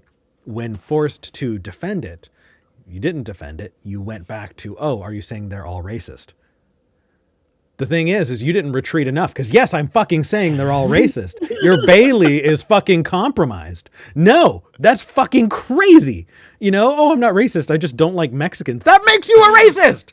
That makes you a racist. I'm foaming at the mouth. Right? What the fuck are you talking about? Yeah. That's my definition, man. Yeah, Sorry. I can't even. I get that you may not want to be called an electrician, right? But I am just saying that currently, over 45 hours a week, you are actively engaged in wiring, rewiring, and making sure that electrical currents flow properly and safety. And that's how you pay your bills, bro. You're an electrician. Like, you may not want to be called a misogynist, right? But you have literally looked me in the eyes and said, no, it's not that, Elliot. I just think women are inherently less men. And it's like, oh, see, that is definitionally misogyny. Yeah. No, it's fucking, it's nuts. And then I also just want to point back before we talk to Q, because I think Q's conversation is going to be really good. I do just want to say that there is a Bailey that you can further retreat back to, and that is, are they irredeemable? Do they not have the capacity to change? Of course. And I want to be absolutely clear. That's a bullshit thing to bring up, and I'll tell you why. Because guess what? Hey, Elliot, if you were a bad boyfriend to somebody, and then later on you change, if I ask that person you were a bad boyfriend to, and they say, hey, Elliot's a bad boyfriend, do they have a right to say that? Yeah, of course. It's totally valid. Yeah, because you were a fucking bad boyfriend to them. Kind of shitty. Yeah, for sure. If you were racist to somebody and then you stopped being a racist, that person you were racist to can say, hey, Elliot's racist. You know why? Because that is the experience that they had. You changing in the future does not invalidate the shitty things that you have done. You take responsibility for it. If somebody's a fucking bigoted piece of shit and they get better, they were still a bigoted piece of shit. Yeah. And the people that they hurt have every right to call them that. Yeah.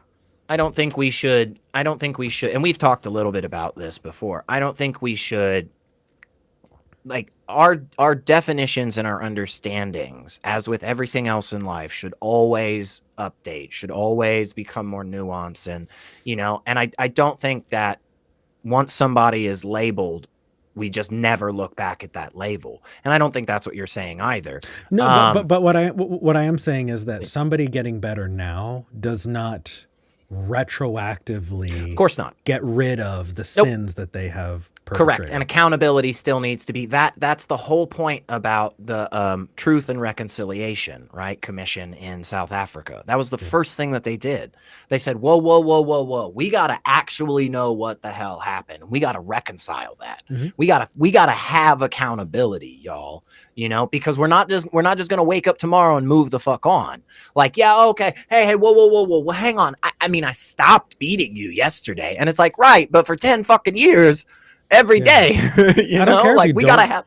Yeah, I don't care if you don't want to beat them anymore. You beat them. We got to have some kind of reconciliation there, man. Yeah. I mean, for sure. And that's again, not to like completely make the whole thing about, this person, but it's not even Marjorie Taylor Greene. Yeah. That's what frustrates me is now finally it sounds like this is a person that was like, hey, I'm not going to beat you anymore, but I was beating you for years. And it's like, right. But so just you stopping beating me that's not the end of it. Right. No. You now need to be held accountable for those actions. You now need to go through the process of correcting what you've done, Yeah.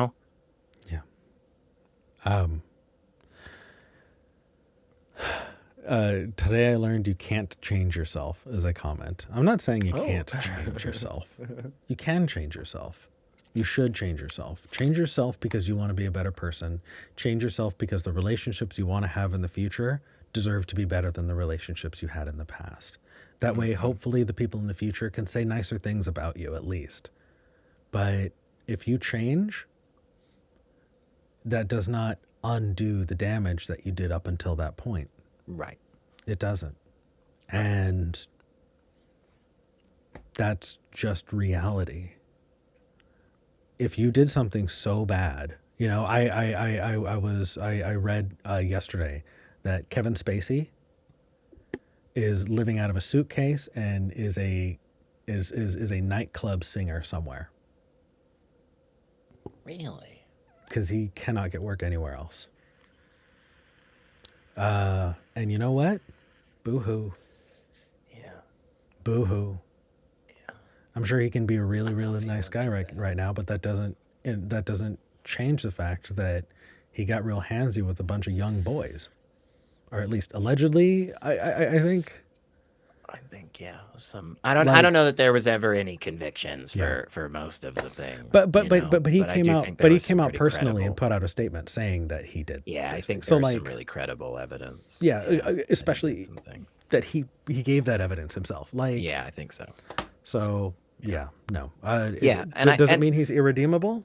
Not Right. to everybody, but if some people decide that he's irredeemable, that's their prerogative. I'm never going to be that guy that's telling everybody like, hey, you got to work with so and so, they've changed or whatever. But again, it's difficult, it's tough. But I think again, we should all be attempting to better ourselves. We should all be attempting to, I know I have done things in the past that I am not proud of, right? I know we all have, right? And the goal should always be to try to further ourselves as much as possible from that behavior and those thoughts. And I mean, guys, I was raised in Tennessee, so like, yeah, I've said some homophobic things when I was younger, like that happened, of course, man. That's not me trying to say like, oh yeah, it's okay, I was 13. No, not in the slightest. It's me saying like, yes, I fucked up. I made mistakes and we can change, but it doesn't. It just doesn't absolve you of the past. It doesn't. No, I still said those things. I still said those things to those people, and I still caused harm. And we need to go through efforts every day since then. If we really want to change, you got to show it. You gotta be putting in some fucking work for it, guys. Yep. All right, let's talk to Q. I know we're running long, but Q has been so kind, has been waiting for an hour to talk to us. Q, you're live. Hello. Hey. Hello. How are you guys? Hey, doing well. So I have got your audio.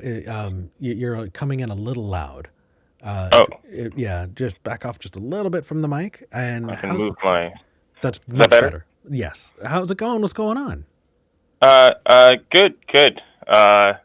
I've been waiting for Elliot to be back on the show so I could talk to you both about this. I mean, I kept thinking of a topic to call in about that, like, because it's always the show's always what you believe and why, right?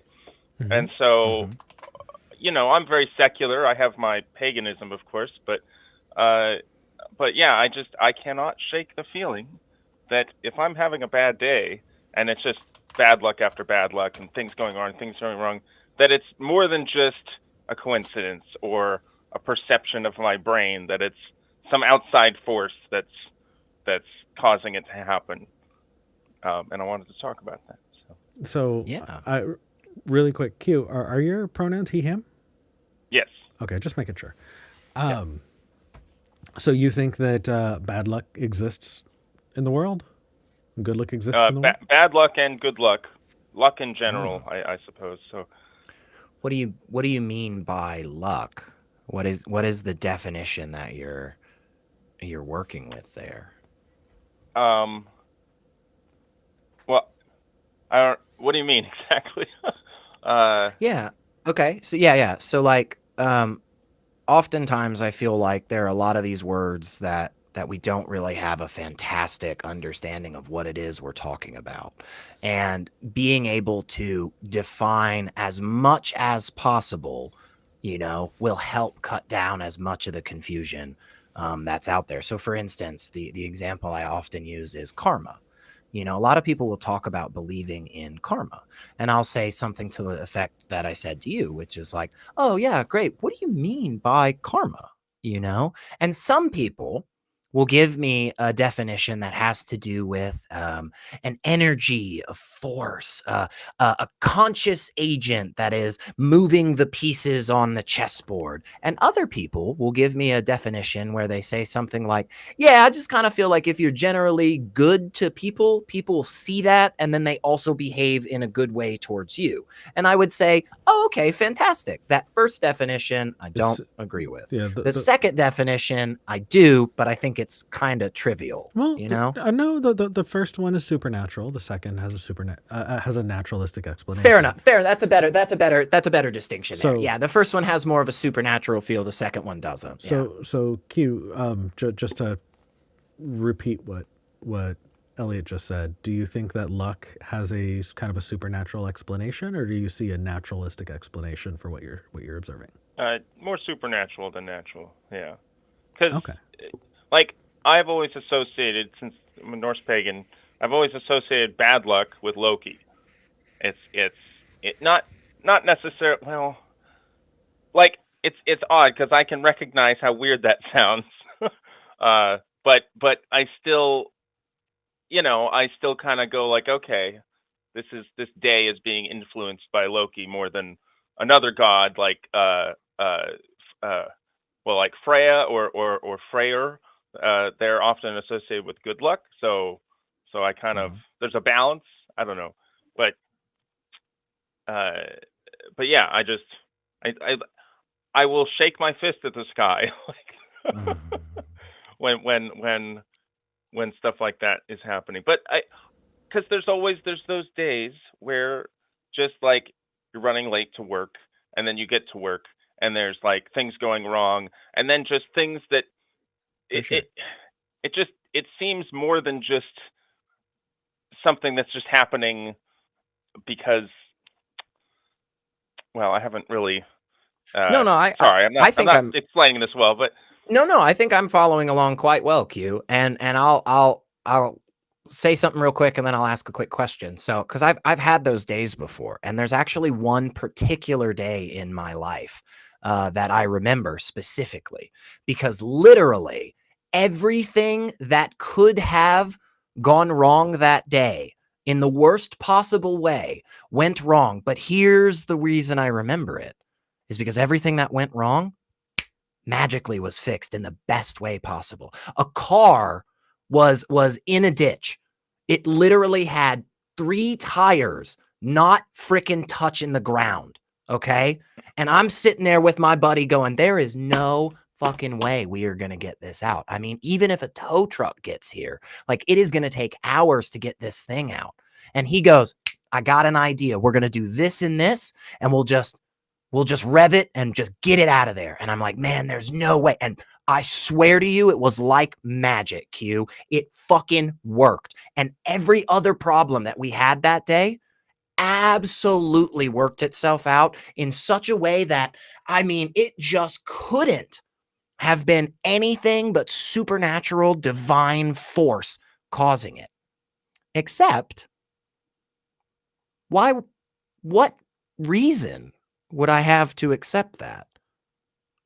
What exactly is giving me that information that it was some magical intervention, that it was supernatural force here, right? I know that the car got out. I know that we unstuck the door. I know that the person showed up on time with the exact right tools and materials to fix everything. I know all of that happened. But what is it that's giving me that connection to the divine there? And that's my question. When you have those really good days, or you have those really bad days, what is it about those instances of good or bad luck that makes you then connect it to these sources of divinity? Well, I mean, let's see. I guess where I'm coming from is that sorry, I'm nervous. It's hard for me to think at the moment. No worries.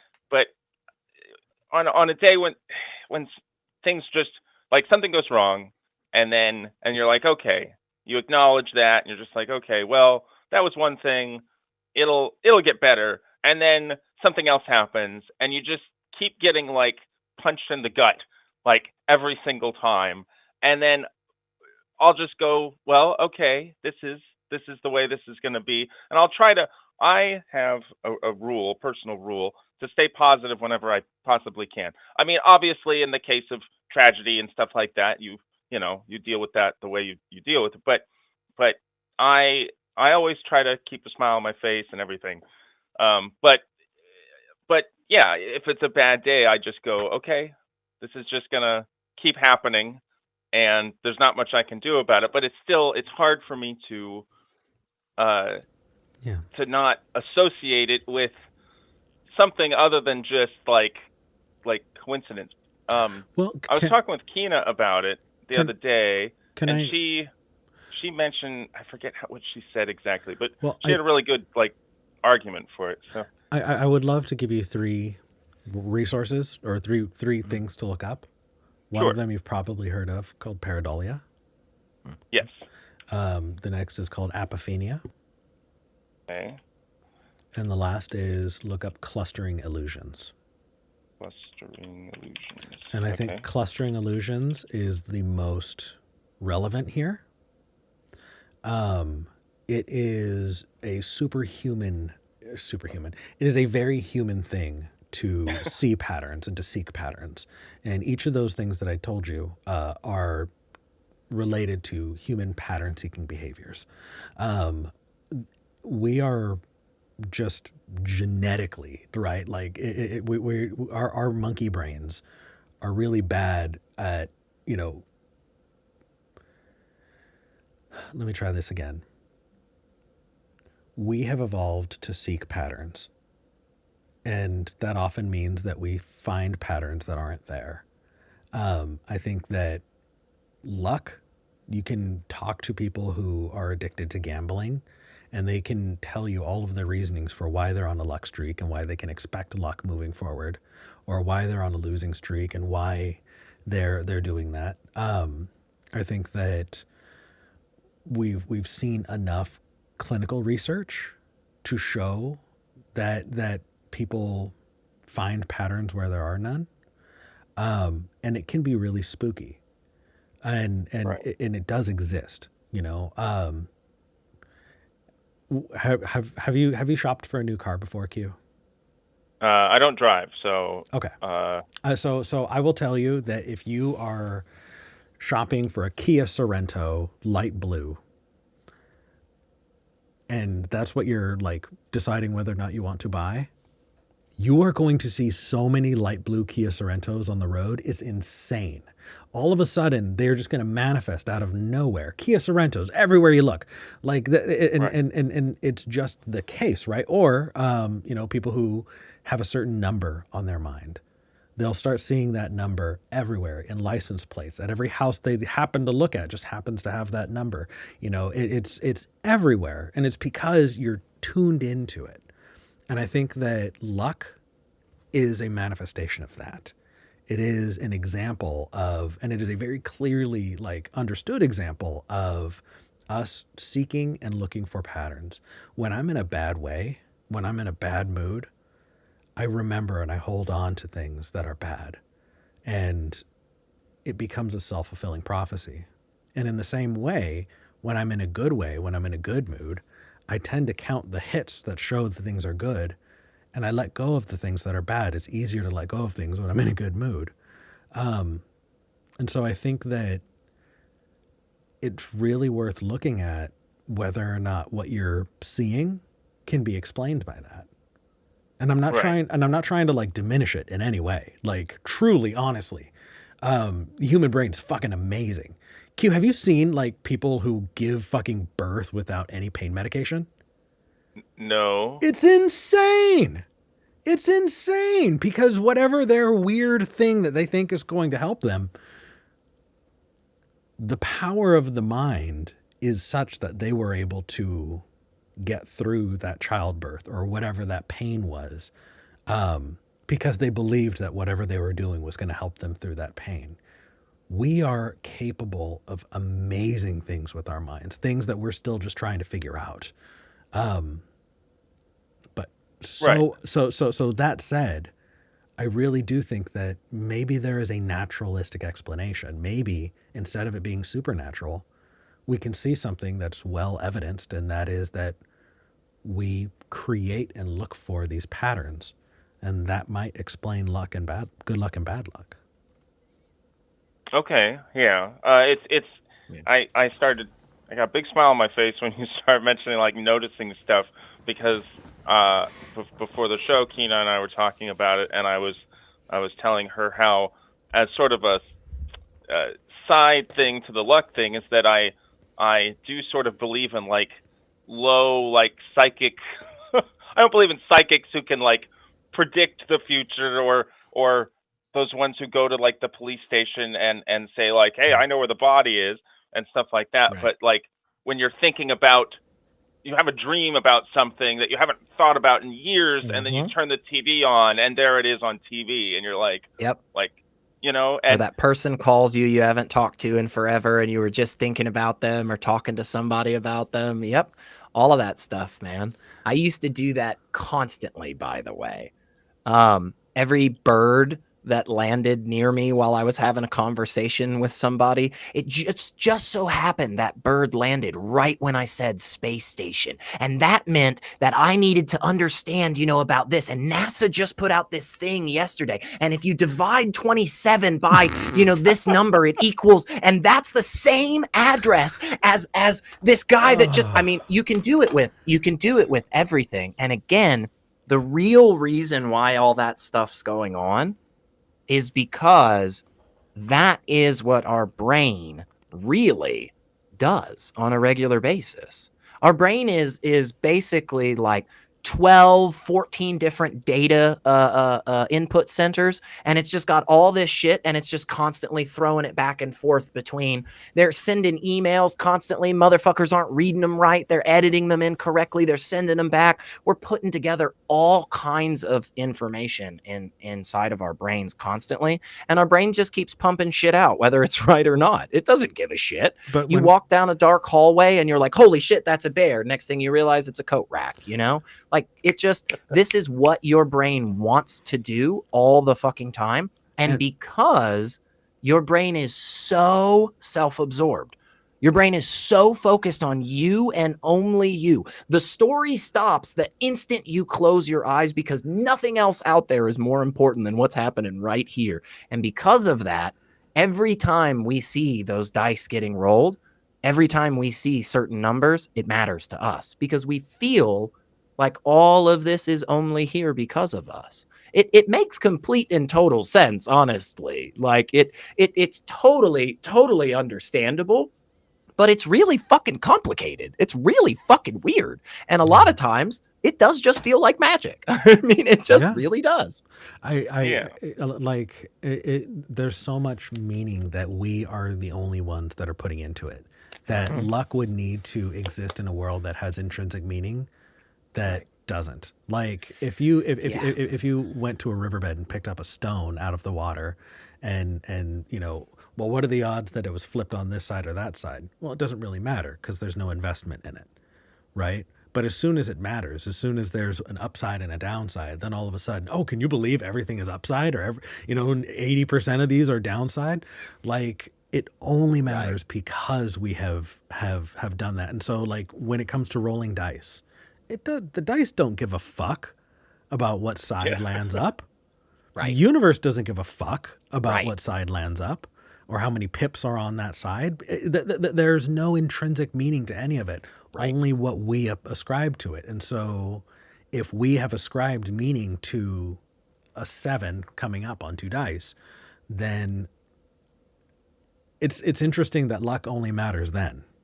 Right. Right. Oh, go ahead. I do.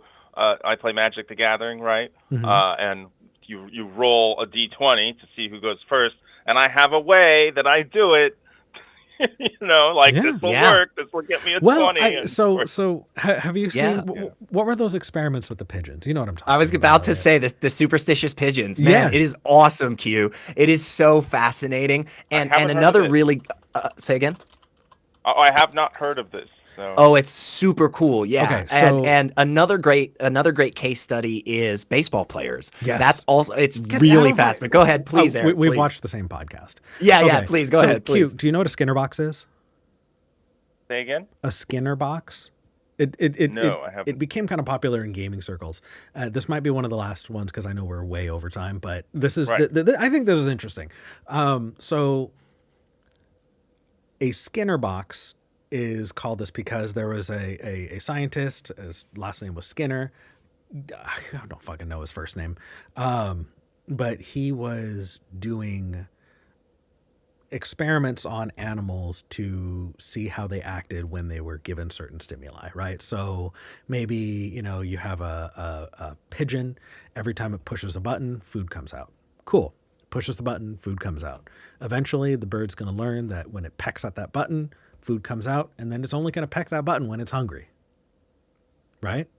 Right. I have heard of this. I just didn't know it was called Skinner box. Right. But continue. But when it became random, when there was no determination, no connection between pushing the button and not pushing the button and food coming out, then it would just push the button all of the time. Right? Or it would, let's say it happened to turn in a circle and then pushed the button and it worked. Now it went, oh, okay, I need to turn in a circle and then push the button.